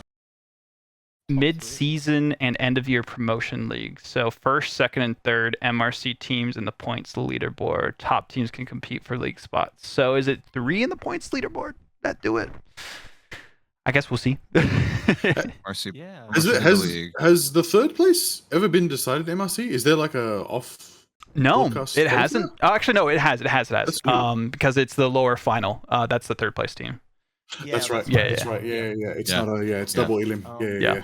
But obviously, they said that like for this, if they come down to a tiebreaker, then they can break that because For some points, teams yeah, might that's get true. tied up in points. Yeah. No. I mean, that happened in stage 2 OCE. We had to host a unofficial. Well, it was technically official. I was there. Qualifier for the Dawn Course spot. the 8th Yeah. spot. For the 8th spot. Oh man. Oh my god, man. There's so many opportunities. Like, that's what we're hoping for. This makes the players hungry and not hopelessly thought like, oh, we're not a league partner, we can't get. No, you can take that spot. You can take that spot. You can more reasons to play for like every MRC. season of MRC too. Yeah. And there'll probably be tournaments happening in the meantime from like partners as well for people to participate in, just so they can practice and all that too. Just based on timing though. Plus, I was gonna say these league partners and top tier Ignite teams, they won't be able to participate in MRC, right? No, It's locked I to don't them. believe so. I think it's So locked all- just all outside of these the teams- Ignite teams. So even then, like being top 3 in MRC every 2 months Yeah. is actually good It's finances doable. as well for an org. Yeah. It Yeah. does. There's big opportunity there. But yeah, like you were saying, there's going to be other events. There's going to be other tournaments. There's going to be invitationals, things like that. I mean, there's creator events happening and pro events happening that are just being assigned to a flagship creator. That's happening like almost every month. I mean, now. Fnatic like It was- ran an event like in LAN like a couple months ago or something like that. In So EU, like yeah. if they are a partner team, maybe we'll see partner team specific tournaments as well. Shoot, maybe we see a Holy partner Fnatic team signing specific it. like Oh my combine God. to sign a team. That'd be cool. I know OG did that in Rocket League at one point. So there's different ways that they can like kind of go about things. I'm really curious to see like Speaking of which Rocket orders League, come in. Speaking of Rocket League, at an all ground zero. Ground zero. Come back. That's true. Yeah. That's big. They have a big CS presence, big Rocket League presence, and they had a strong presence in mid-season finals with the Chopper Mag story. So coming back could be big, very big. Yeah, I hope like from how the like partner team spots work that there's at least like guaranteed for an endemic org for Pacific and China, right? And not like orgs outside of those regions that can just like take a spot just because they have enough like funds and whatever else, you know. Yeah. That way it gives more cadence to like those homegrown spots, and I think it will be. I think it will be more prioritized towards like those orgs who've been around in Ignite this past like year, because it makes sense as they're saying like founding teams. Wait, that's a good question. Is there a region lock on the orgs?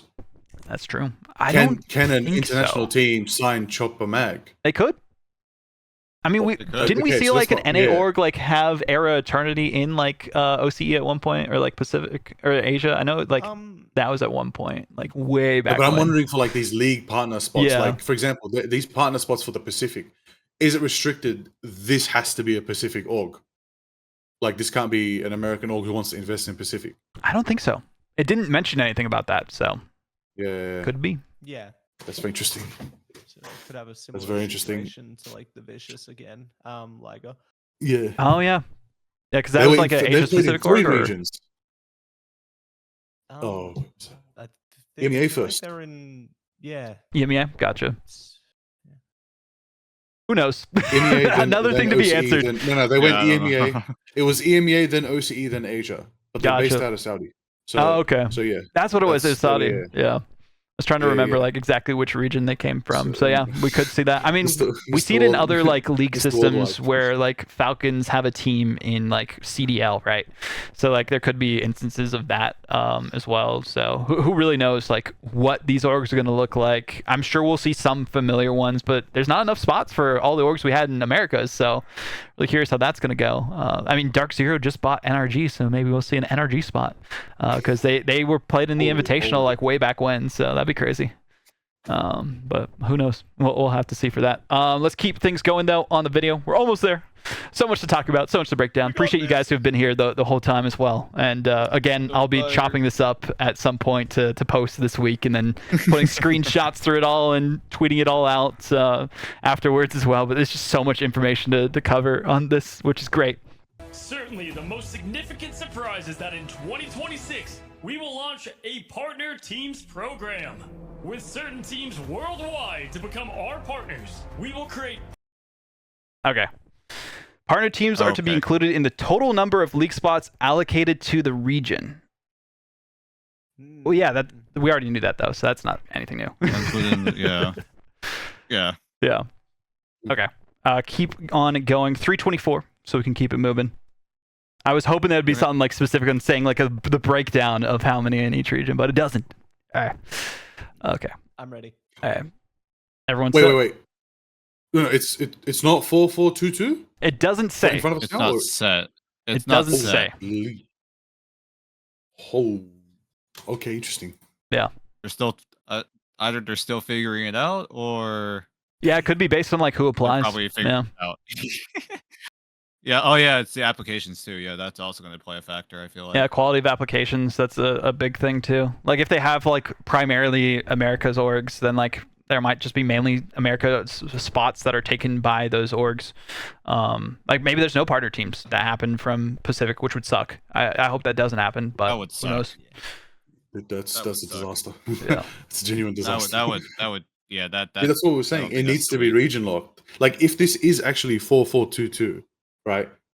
Let's take the Pacific slots for example. That has to be one of those slots is locked to an OC org and the other one's locked to an Asia org. You have to have that.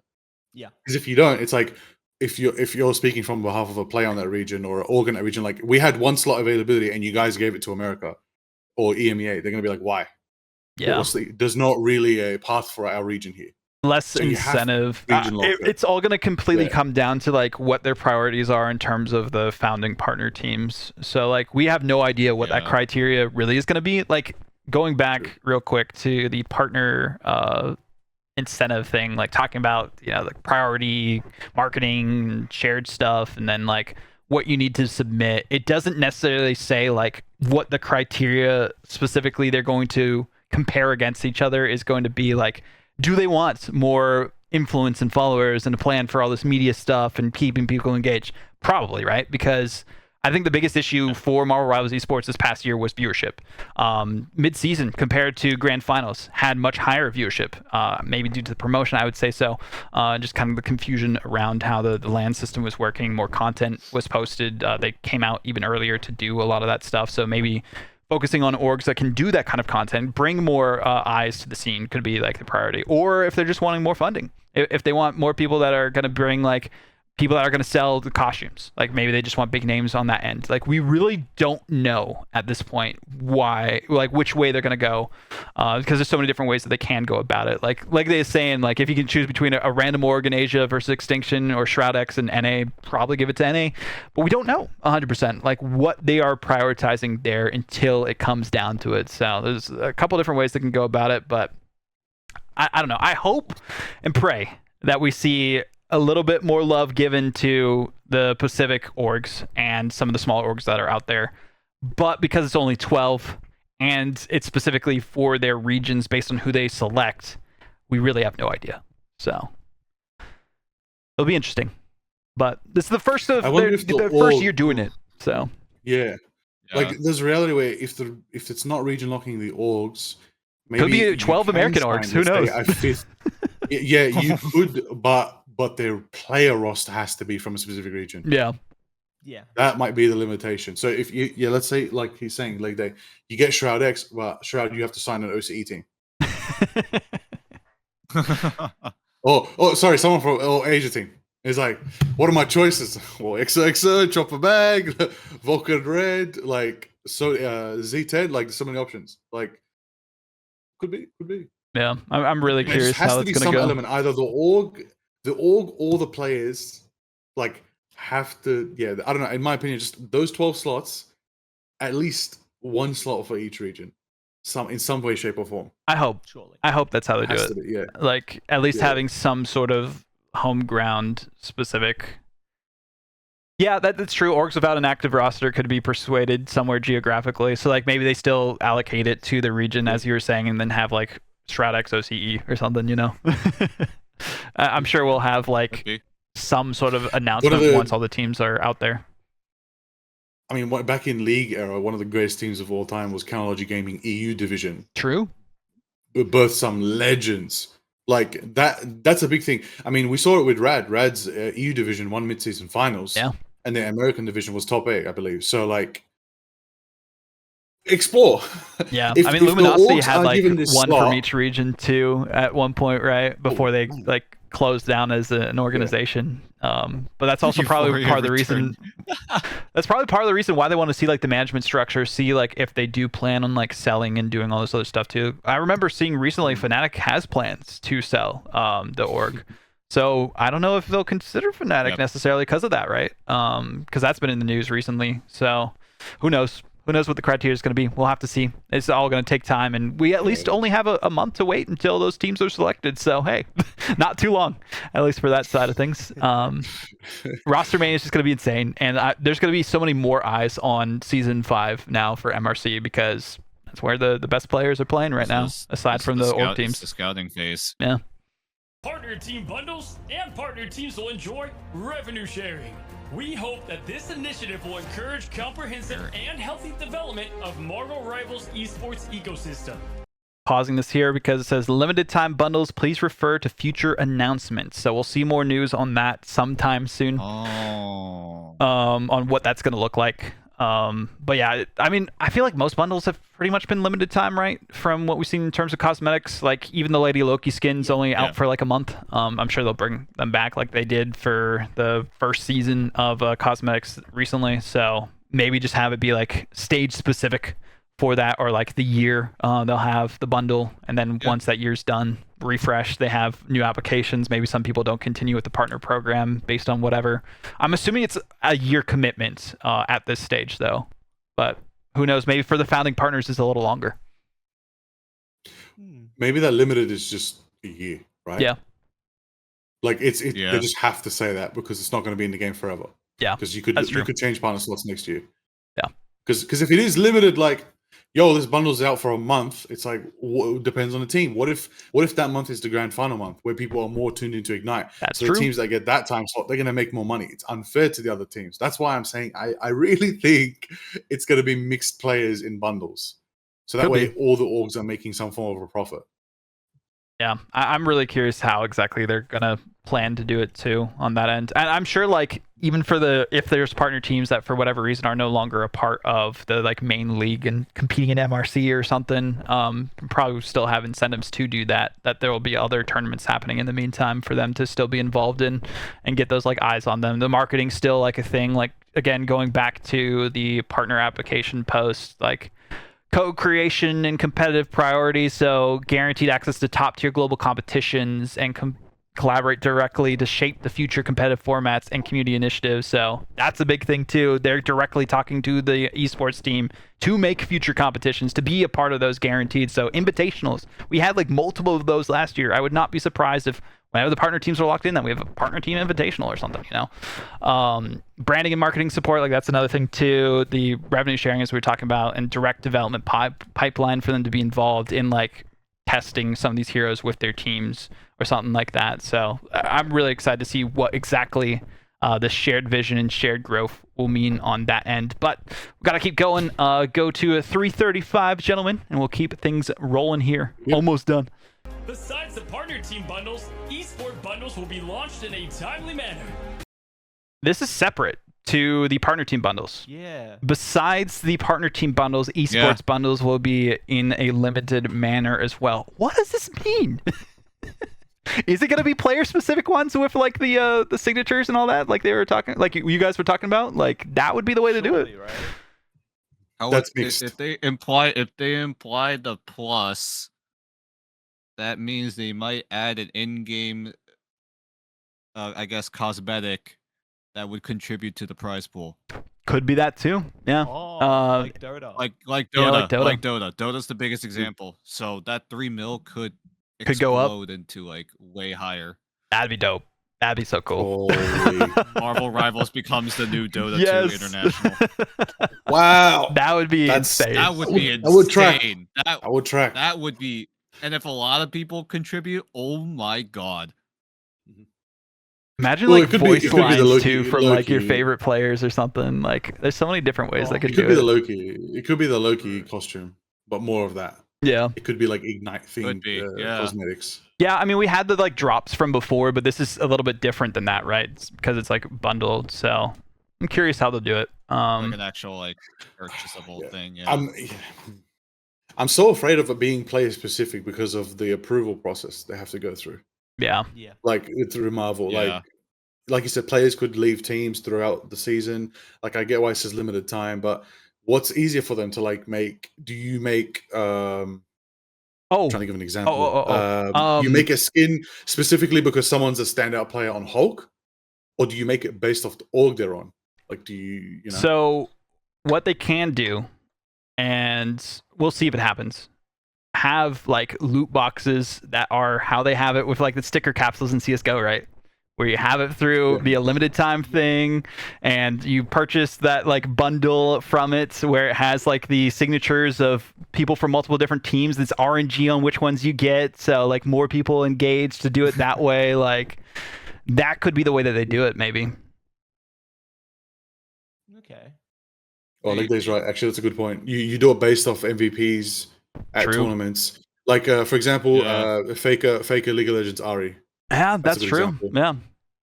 Like a super mythic skin costume for the hero because they're MVP. Oh, that'd be dope. That'd be dope. There's a couple different ways they can do it. I'm curious if the partner teams will also get a share of the revenue from the esports bundle or not. Because there's partner team bundles and they're talking about revenue shares, and if it's only for the partner team bundles or if it's also from the esports bundle. Because that also incentivizes them a little bit more to promote that too, if it has their like specific players in it and like their logo or something. Who knows? There's so many different ways they can do it. There's some great examples from other esports titles as well. So they have the pick of the litter on whatever they want to do, and I'm excited to see it. Like just having this in general is a massive step up, and it's what orgs and players have been looking for. So this is a good thing. It could also be a thing too for like those non-partnered orgs that maybe they get some sort of revenue share from this if their team is represented, right? Some of those top like orgs that come through the system that necessarily don't have the finances or something, right, to be a part of the partner teams. But hey, if they're the best team, you want to make sure they're represented, right? So for sure, could be something that way. Yeah. Who knows? We'll have to see. So much speculation at this point. Yeah. At the same time, the annual prize pool will exceed $3 million. Exceed. That's a big thing. Yeah. Exceeds 3 million. It's not just 3 million. The 3.9. esports bundle thing could be a thing, you know, where it contributes to the prize pool. Yeah. I'm just saying. I really hope so. That kind of gives a little bit more cadence to what you're saying, Liger. Oh man. This is nuts. Why not? Honestly, why not? I mean, just taking it a step back to like look at this all in the big picture is like this is everything I think we've been asking for in terms of like the ecosystem for esports for Marvel Rivals. Like bigger prize pool, more teams involved, more orgs involved, revenue shares, there's tier 2, direct pipelines, more reason for people to play in MRC, points that you'll be getting through every season of MRC. There is promo relegation between that tier 2 into the main league itself. Some protections for the orgs themselves, which makes sense. People wouldn't be as incentivized to be a part of the partner squads if they don't have that.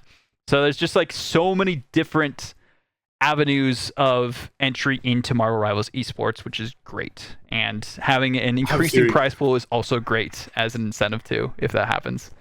I have a theory. So in the article it says and what Cassius was saying in chat, total annual prize pool will be uncapped, starting at a guaranteed 3 million USD. Wait, it says uncapped? Where's that? Teams. It says in the blog. Right there. Uncapped? It says the so to enhance their player training, improve overall performance, ultimately making our competitions more exciting, engaging for the audience. Like what Dan was saying, it's the Dota method. It's the esports bundle has to stack to it, and a big thing we've been missing. What does Ignite not have? Sponsors. That's true. If you get EWC's a theory, throw in any like tech company that NetEase has worked with in the past with on their previous titles, which has happened. It could go up. Basically, here's another great example. Marvel themselves. That's what I'm saying. Directly sponsoring. Like, if there's any brand that's already there, and you might as well just chuck literally your advertising more. Marvel could be like, "Yo, we love the brand new day tournament or something like that." Just my. Marvel's like, "Hey, Doomsday, It cleared $1 billion. He's a couple million at Ignite. Like, just have this. The like, Doomsday Grand Finals or something like that. Doomsday, dude. That would. I mean, Doomsday. that's like at the time Grand Finals happened. It's going to be Doomsday, like right later. before it. Yeah. Is it? Oh my. Yeah. Yeah, because they said end of November. Oh my god, they're just going to theme it around Doomsday. It's That'd be just cool. black and green. Oh. Yeah. Here's another thing too. Let me get Robert Downey Jr. on the desk. We didn't mention this specifically, and I think I missed this too. Season 11 is in January. Yeah. So that's your like extra shot. So like you have to play through everything. You can't just like skip most of the year and then just get back into the ecosystem in January. You have to be in it from season 7 to get into 2027. So you can't just like skip the line for some of these teams. I'm sure like if you win it, of course, you'll probably still get a direct spot, right? But here's my hope. In that season 11, it's basically a reflection of the current season we're in now, right? Yeah. The biggest issue, and we saw it last week, was how many people missed their matches because of the holidays. So, well, this will be in January, so it'll be more like different. It'll be scheduled a little differently, actually. They're skipping December, it looks like, if it's in January, based on this schedule here. Oh, is our one? Our started in December, yeah. Is that the live matches? Is that the live? It starts in January, or the live? I think it matches starts in January, is what it would be. Okay, then we're good. Yeah. Then we're good. Then they've solved the issue. Yeah. Yeah. As long as it loops like that and it avoids that December period, you won't have the like people not showing up to matches and people getting like, "Yo, I won the coin flip," and I was the only person in the lobby. So yeah, that'll be big. That's a good time to skip that. Wow. Yeah, I'm glad I noticed that too. Is like timing wise, as long as it's not during December, they'll have so many more signups for that too. And direct chance is the big thing from season 11. So that means even if you didn't like get points accumulative through the season, you still have a chance in season 11 to like make it in. So it might be like a certain amount allocated to like the points teams, and then a certain amount to like those teams who just do really well in season 11 MRC in January too. January doesn't stop Rajaro sleeping. I still can't believe that happened. I could have sworn FMCL and Terra slept in as well, right? FMCL missed, yeah. That was funny. That's funny. Oh man, it was the heavy lies the crowd at the top for these goated players. they just can't wake up, bro. Stay tuned for more updates. And there's more, and we got more. All right. I rate it 9.9 out of 10. Yeah, because they didn't show mid-season footage of me, so there's your 0.1 missing. Damn. Yeah, this is crazy. I was, bro. That theater was amazing. God damn. Ignore my notifications here for a sec. They didn't retweet it on the main account. I'm noticing too. Oh no, they did. Okay, good. I know last time we saw the announcement for Ignite, it was also posted by Marvel Entertainment, and I haven't seen that happen yet. So, okay. Maybe once we see the dev vision, they might post more about it there. But yeah, I mean, great to see. Let me just pull up the coming soon at the end of it so that we can just have that as the little placeholder here for a second. Stay tuned for more updates. That's the big thing. So let's go down the line, give like our final thoughts because we've been here for 2 hours. Sorry, our OCE friends. I know you guys are probably tired and want to sleep, but really appreciate you being here. And Dan, of course, still being East Coast and US and all that. But gotta drop the most important patch notes. Stop perma replaying our Twitch. Yeah, that too. You can't just keep replaying the VODs and all that as well, because it just gives people no reason to tune in on that side. So yeah, that'd be huge. I hope they do that. I think they will, but we'll see because MRC broadcasts I'm sure are like starting sometime soon. If not this weekend, probably the next one as well. But as I was saying, gentlemen, we'll go Matsy, Liger, then Dan for overall thoughts now that we have broken down everything for 2026 Marvel Rivals Ignite. It still has that, so that seems to be what they are still calling it for the next season. What are your thoughts, Matsy? Yeah, I think it's an incredible new edition. It's a refreshed look on the Rivals esport as a whole. Obviously it was a lot of uncertainty, but I think that this is a great outlook on what's to come forward, and really hope that we're all a part of that ecosystem moving into the future. Hell yeah. Liger. Yeah, honestly, couldn't agree more. Let's hope, we get some information about what happened earlier in the month, the caster program applications. We all want to know what's going on. We want to know what's happening. I know. Praying. I'm praying, man. I'm praying. Let's go, baby. There's the big thing for me is obviously like how they're gonna treat each region, because the most important thing they've done now is they've shown there is a feasible financial option for orgs in Marvel Rivals. That's the most important thing we've seen here now. That when you get involved and you're those top, let's say, 12 teams in the scene of Marvel Rivals, you now know my org is financially viable competing in this game. That's the most important thing, because that was turning orgs away. People were putting rosters on break. Now you know they got plans till January. You don't have to do a pause like we just saw recently with the American orgs in this downtime preseason. You now know, no, we can keep them on. We can have a look at MRC. I'm assuming that January MRC, would that not be eligible for everyone? Anyone can go into it again? I'm assuming anyone can go into that MRC at that point, yeah. Like if you are not a part of the circuit already. It would so also there you depend on go. how the partner sign up would work. Yeah. True. Like if they Comes expand to it the too, year. they might have like more partnered teams being guaranteed spots for the next year. I'm sure they'll like have in December or something announced like the next partner application for orgs to expand it, because they said founding partners specifically with the 12. So Well, the big thing here is the bundles, in my opinion. I think the bundles is the most important thing right now. Oh yeah, like because we're talking specifically. screaming- Sorry to interrupt, Liger. Like they were talking specifically about the season 11 MRC. Is that what you're talking about, Liger? For that one? Yeah, 2027. Yeah, 2027. Yeah, because the current MRC, anyone's allowed in. Yeah. The next one in March, probably not. Might be limited. Might be limited. Yeah, It's gonna be season more 6. It organized says by for then. the last spot specifically is what it said. Yeah.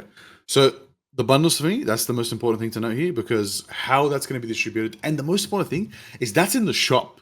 That is the most popular place in Marvel Rivals for casuals, for pros, for competitive. Everyone's going to that shop, and that is going to be the big thing to be like, oh, who's Saipe? Someone who doesn't know who Saipe is, doesn't look at the ranked leaderboard of 1 to 9. They're gonna be like, oh, who's this person? Oh, they got a sick Gambit costume. I'm gonna buy that. I'm gonna support this person. That's the main thing. People will love to buy more because they know for a fact it supports the player directly and the org. Immediately, And if it looks cool too, you're going to increase sales. You're going to. It looks cool too. Is that so many times you just want that? Like, yo, I want to be like fanatic thing, just all orange, just an orange blow on your screen. You know what I mean? Like, why where not? is it? Right? There it Like, is. what The Sen Rival stuff. This is what we need. like, come on. we like, need oh, a yeah, thing. yeah. Sen's thing is insane. Look at Adam, bro. Adam looks like one of those. Oh my god! Like, there's so many cool concepts, but that's the other thing. So good. Can you apply this to existing costumes? Like, see how that's obviously a Mantis costume there that's been reskinned to Oh, that's true. Yeah. Is that something? Is it locked to the default? Can we change it up a bit? Is it player requested? Can the faction request? Can they say, hey, our alternate version for Alex and Star-Lord, we want it to be based off the Toy Maker skin? That could be an option. There's so many variables there. Like, all I know is, listen, whoever's signing a Moon Knight player, please get me the drip on full white. I want you to request Mr. Knight and take off the damn cape. All right? Put the tie and have your org name on the tie. I'm done. Yep, I'm done. This is good. Look, bundles. I'm hyped for bundles. I'm hyped for financial feasibility for all these players, all these orgs across the world. Most importantly, let's go, baby. 2026 is going to be huge. Let's do it. And we're guaranteed 2027. It's like another big thing here too, right? Yeah. Like we talk so much about 2026, but there's guarantee halfway into 2027. So we're guaranteed at least 2 years of this as well, which is a massive for sustainability. I mean, for you guys too, we're casters, like having to know that, oh, it's still going to be around at least for another year after this like year of competition is massive. Same for the players, that they know that too. I mean, like so many naysayers, all the Overwatch fans, I'll call them out here now. We're saying Marvel Rivals Esports is dead. It's more alive than ever, baby. That's all I got to say. Oh, man. Okay, Dan, why don't you round us out here with your thoughts? Okay. I'm just glad that we have found some sort of order within the chaos of what in the world NetEase was going to do with the whole like esports ecosystem, right? You had MRC being a little messy during Ignite. Ignite in itself was a little bit, I wouldn't say rushed, because they really did do a good job of handling it, but it was a little bit random. Like it kind of showed up out of nowhere. Like not a lot of promotion, not a lot of communication or at least for me, at least, because I thought I was going to be covering MRC stuff, and then they threw out Ignite. I was like, oh, okay, all right, I'm getting thrown into this now. And then now they're trying to tie the two together with the promo relegation system. That is already amazing. Like, you have a way to get a chance to get into the pro play, and with more incentive with the partner teams, with the esports bundles. Oh my god, this is an absolute bombshell, and we still have more information. So imagine that we've had all this information. We have confirmation that this thing will be around for 2026 and 2027. And then you've got more information to dump on us. Like, there's just so much more information coming. I just cannot wait. We are so back. We never left. We just took a holiday break. That's all it was. They had to cook a little bit. There are so many just like not even, I wouldn't even call it tier 3, just tier creator led events that are happening as well. Oh yeah, like month to month, so much is happening. Community led events everywhere, regional lands, conventions want to host rivals. Like, hey guys, Australia, listen, there's something happening in March. You better head on down. I'm saying fly down. But there's man, it's good. Like now that this has been announced, sorry to add in, I just want to say this point. Now that this has been announced to the world, more companies are going to look at Marvel Rivals as a feasible option to bring to their events, their conventions, their sponsors, for example. There are literally companies colleges like Sony too, like from the collegiate side too. Event. Yes. Oh my God, we didn't even mention that. Collegiate has their own system. Now you pivot the leads and winners of that system into MRC. So if a collegiate series, right, if a collegiate organization basically runs a tournament to find out who's the best in that college, in that region or sector of those, however it works in America. It's different in Australia, university league. However that works, you take that collegiate champion and you fund them to go to MRC. We saw that happen with, I think, League of Legends and maybe OW as well, with Maryville. They specifically were like having teams that played across both. So we might see something similar to that. I know Maryville specifically talking about them, from what I heard from their like head esports guy, is that they're like hesitant to see the longevity of Marvel Rivals. This shows that there's guaranteed 2 years of competition ahead of us. So that makes it a lot easier for these bigger schools in esports, at least for collegiate, to get involved on that end too. I'm really curious what that ecosystem is going to look like in the future. I've been blessed to be involved with like the NECC side of things, and then Play Versus and ECAC and all these other like individual leagues have been going on in the background too. But maybe having like a centralized show match or something at a LAN would be cool at some point for this stuff, just to like encourage that. And there's already pros playing in collegiate too, like Northwood and Fisher have like pros from America. It's like Fate was on, I think, Northwood for a little bit there. So it's like seeing that transition where people can play in collegiate, play in MRC, have that sustainability where they're getting an education that can give them a reason to like transfer regions too on that end. We've seen that in a lot of other esports titles too. So we might see more of that in the future as well. I'm excited. Yeah, you know what I also mentioned? Overwatch pros, let's be honest here, okay? They have been hesitant to jump into this game. I'm saying the name because it's important, because I'm targeting them. They know who they are. They've been hesitant to play this game. And we saw some play in MRC recently. Yes, they're getting experimental. Now that they have this, you're going to see a lot, not just that, Fortnite pros. This game, the skill set we've seen. Avery came from Fortnite, I think. We've got X-Paladin pros, Overwatch pros, Fortnite pros, PUBG pros. So, like, MOBA players are going crazy in Marvel Rivals as well. Yeah. Right? Because Team Comms is big, and the game is so fast-paced. You need someone who can IGL. IGL has been a standout role. Trust me, is the greatest example of that. So, if you get those people now seeing this, they're going to be like, okay, I'm a pro esports player. I'm at a certain age. I don't know how many years of my esports career I have left. When I'm going to invest in this, am I going to stay somewhere I know safe and I'm going to get, a good amount? Or do I finally go to this game that was previously high risk, high reward, now is low risk, high reward? Do I jump the ship and finally join the fun? And all I got to say is... Or just play an MRC at least. Like, you don't have to like fully jump either. Like, there's that whole ecosystem that you could just play in and like grind and like learn the mechs and everything too. And like, there's incentive for it. There's a path to pro. Yeah, or Avengers Doomsday is coming out, and got to sponsor the game properly.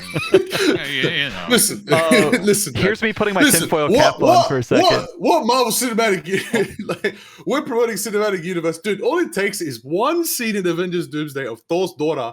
What are you playing? Oh, I'm playing Marvel Rivals.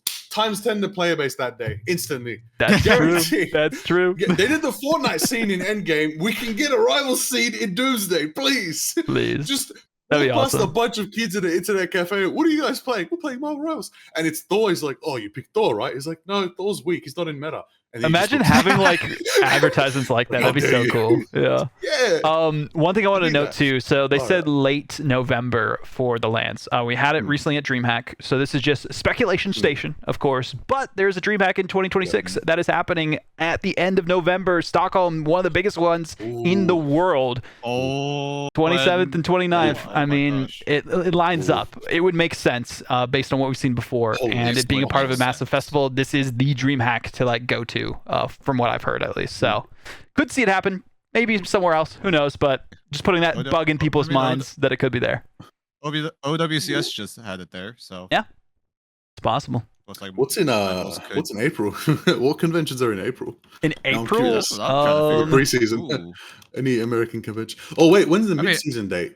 We could check that. Mid-season's August. I didn't see. August. Yeah, I didn't see necessarily that there was a DreamHack in August. I know they typically do have one. But I don't know if they're going to necessarily try and stick with DreamHacks or not. I know the Atlanta one's in May specifically, so that one doesn't line up. And then I think Birmingham is in March, if I remember. Or it might be in like that. February. It's something like March 27th and 29th for Birmingham. But hey, they could have like a tournament there in general. That'd be cool. Yeah, I don't know if it lines up. Comic-Con. America. Yeah, when is San Diego Comic-Con? Yeah. Is that July? Feels like July. Late July? I've never been, so I'm not quite sure. It looks like late July. Yeah, I don't know either. That's a late July thing. Because in my mind, I'm like, what's a convention that's most likely to bring those? Yeah, it's July 23rd to 26th, so it wouldn't be then because it says August for mid-season finals. So I think they'll just have it at like a central location somewhere, is my guess, not like necessarily tied to an event. Hey, maybe they go back to China, who knows? I got a great suggestion. Marvel Stadium in Melbourne, Australia. There we go. Marvel Stadium. Is it sponsored by Marvel? It's literally the red Marvel logo on the front of the building. Hey, maybe they should do that. That'd be cool.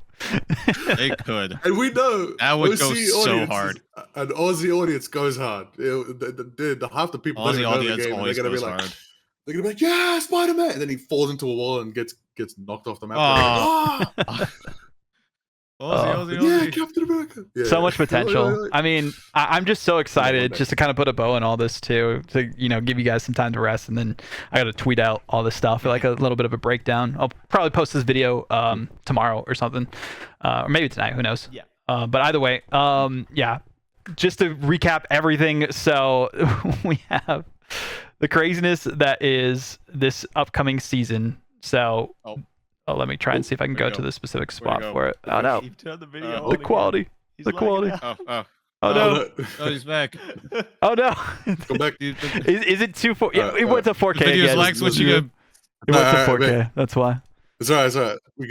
But yeah, having it with regions combined for Pacific, and then having it also separate, which is really cool.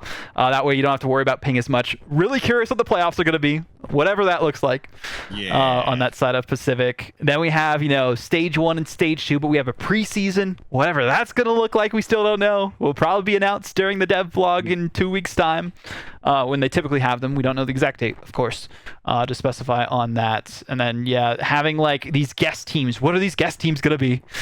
Because like so many rosters have imploded during the offseason. Who are going to be the top teams to look out for season 6 of MRC? I also want to bring up real quick. Let me bring it to us real quick. Ooh. Season 5, and I actually have a prediction contest I'm going to be running for season 5. Shout out to Sean from OG, the former manager of OG. He helped make or actually made them. I just gave him the idea for it. These Google Sheets where you can actually fill out your prediction bracket for every single region, EMEA, Americas, and Pacific, and the top like 48 technically, top 16 for the top teams that are up there will be showcased, so you can kind of like go through those. So here's like a look of what this bracket kind of looks like. So these are the teams, yeah, a bit of flashbang, that are competing for Americas that you can like look through, and I'm going to be tweeting this out at the end of this show as well, that I'll be running like 2,500 credits to the winner who gets closest to. You have to have the guaranteed winner from your bracket, and then tiebreaker is how many like matchups that you have correctly guessed for the winners of this bracket. Okay. Yeah. So set score is like set score does matter too, as like a third tiebreaker essentially. If you're like somehow tied in how many wins, like how many correct wins you marked off, then that'd be the way to do it. But yeah, crazy matches for Americas: Dildux versus Rat Academy, Mochi versus Lunex,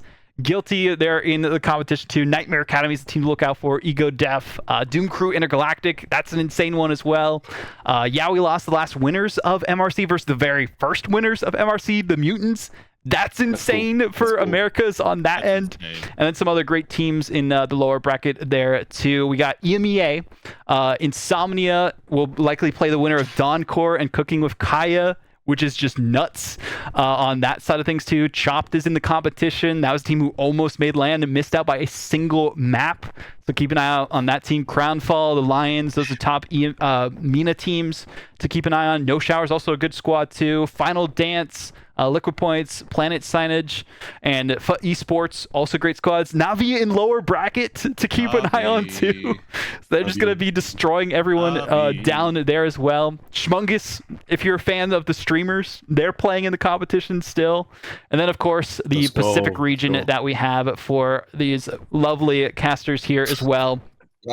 Xavier Hope, XOXO, Crazy Raccoon versus Vulcan Red is going to be insane. Gosari versus Fury APAC, Chopper Mags in the competition too, Z10 in the lower bracket, and a lot of other great teams. So I'm going to be posting these in just a couple minutes, probably on the hour, and doing a prediction contest with that. So make sure you participate. Make sure you say who you think's gonna win from all these brackets. You can just make a copy of and use for your own sake too, to make it easier to keep track of like how the brackets are going, because that's another thing too, that it's just been kind of hard to follow in game along the entire journey for this stuff too, right? So this is going to make it so much easier for just keeping an eye on the next stages of the competition. I'll also update them as results go through. Maybe not as immediately with APAC, because I'll probably be sleeping, but for like EMEA and Americas, definitely. So yeah, I mean, I'm excited for this.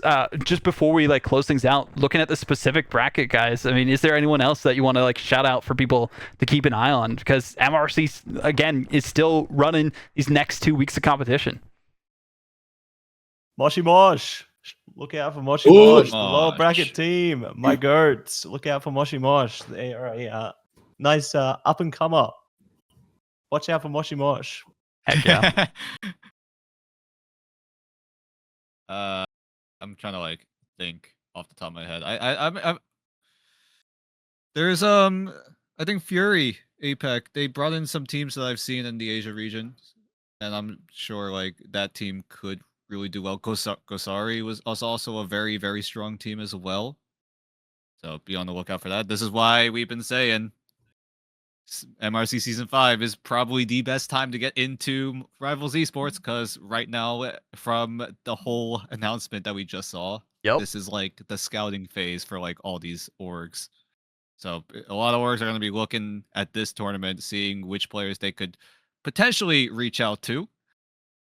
So, and what better way than to have us covering the Pacific side? So it's gonna be nice. A taste of what Asia and Pacific clash, or Asia and Oceania clashing together. This is probably your first look at it. Yeah, you have Crazy Raccoon versus Vulcan Red in like that second round. I think it's round 8 specifically. Like that's literally Exhibit A. Yeah.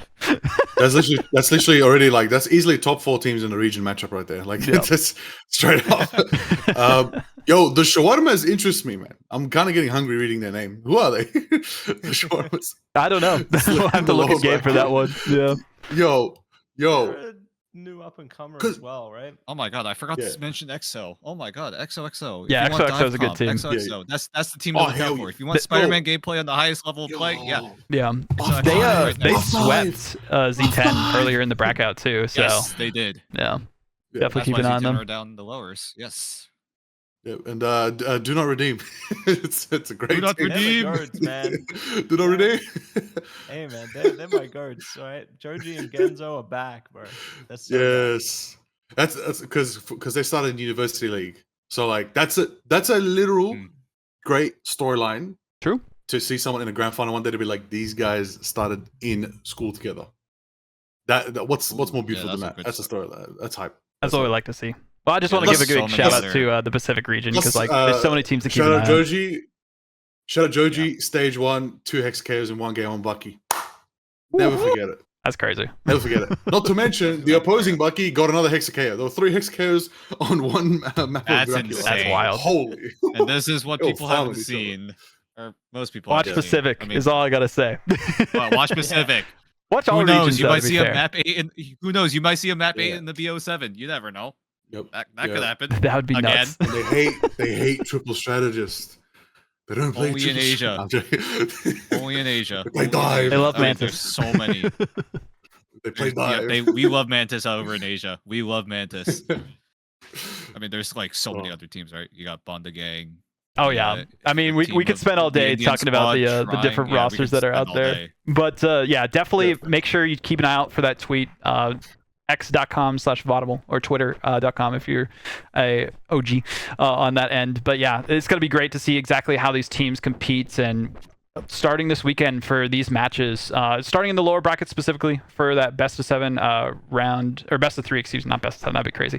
That round 7, all best of 3s, and then round 8 will have the winners from that moving on, and then also the upper bracket matches, which are the ones to really keep an eye on for that side too. And then it'll all come to an end on the 11th of January. So make sure you tune into Marvel Rivals Esports. You can watch in-game and whenever they have the broadcast announcements, which I'm sure will be soon, for MRC Season 5, because this is the time to keep an eye on the players and the teams that you'll be seeing through the next season of Marvel Rivals. I'm sure some of them will definitely get poached for those partner teams whenever they finalize things in February. So it's going to be a great time, but it's always a great time to be a fan of Marvel Rivals Esports. Any final thoughts here going down the line, Dan, Liger, and Matt C, before we close things off for this long breakdown stream? Thank you all for being a part of this, because this is very impromptu. We're like just watch partying and just want to do reactions for the announcement, but this is huge. We were there as soon as it dropped. Yep. Yeah. Biggest takeaway: watch MRC now this weekend. Do it. You need to watch if you want to see what the pro scene would look like in 2026. This weekend is the best time to start. So go. Do it. Go to Marvel Rivals. Hit the follow. Make sure notifications are on so you know when every single region is playing. So get on that and watch. Do it. Marvel Rivals Esports. Please. Right now. Right now. Yeah, right now. You can go in game and watch the old matches if you want. If you're watching on Twitch, you can literally do it right now. Like, just go. Yeah. It's that simple. It's a few clicks away. Twitch.tv/Marvel Rivals. There you go. Yep. Yes. Perfect. Oh man. What about you, Liger? Was a man next. I mean, yeah. Listen, everybody, go on Twitter and say what you want in the bundles. All right, because it's not confirmed yet. They're probably still working on it. Say what you want. Do you want casters in the bundles? Do you want a Liger thing skin? We give him a beard. We give him a beard. I'm saying he's already bald. Give him a beard. All right, make it happen. Yeah, he does have the beard in the movie. So when's it happening? When's it happening, Netties? When are we getting Thing beard? What about you, Batsy? Yeah, definitely keep your eyes peeled for everything coming up. Definitely express your thoughts on Twitter. You know, I'm sure that some of the devs out there will be responding. Like Danny Cruz, pretty active in the community. Yeah, it's been great. So definitely sending some replies in there. I think you already posted a post on the announcement, so that's great. You know, I think the Gladiators or something like that for the partner teams. So get hyped up for all that stuff. But yeah, no, definitely keep your eyes on MRC. Like even, you know some of the top teams, but make sure you keep your eyes out on, I guess, some of the little guys as well. There's some great up-and-comers out there who haven't had their stories told yet, and I really hope they can prove themselves over these next couple of weekends to really show that their voices need to be heard too. Yeah. Shout out to the little guys. I mean, that's always the big thing too. I'm a big Ant-Man fan, so that kind of like comes full circle there too, on that end as well. But yeah, I mean, it's never a better time to tune in for the first time to Marvel Rivals Esports. Like, this is the birth of something great for our industry in general, for esports, but also for Marvel Rivals here as a whole. Like, keeping that contingency going throughout the next 2 years guaranteed is massive for all the players that you like, the organizations that want to be involved, and maybe we'll see an EWC announcement sometime, hopefully soon. I know that a lot of orgs are also waiting on that as well, on if that happens too. But the big thing is that Ignite is here to stay. There's tier 2 with MRC. Make sure you compete, practice as best you can, tune into the content that all of the players and creators out there are making. I mean, I even saw like Tim the Tapman recently post a video just highlighting TTK and how good of a tank player he is, right? So it's like everyone's getting involved, doing their part, and you consuming the content just in general for free. You don't even have to do anything to pay for anything. Helps the ecosystem in general. They pay attention to all that stuff, and it keeps things thriving for the future of Marvel Rivals Esports. But that's the end of this impromptu Rivals and Rants breakdown. Thank you all for joining us. I'm going to end in my stream, but I don't know what you guys have planned after this necessarily, but probably going to cut the episode for that. So thanks for watching. See you on the flip side. Be another episode next week talking about the results from MRCs, so stay tuned.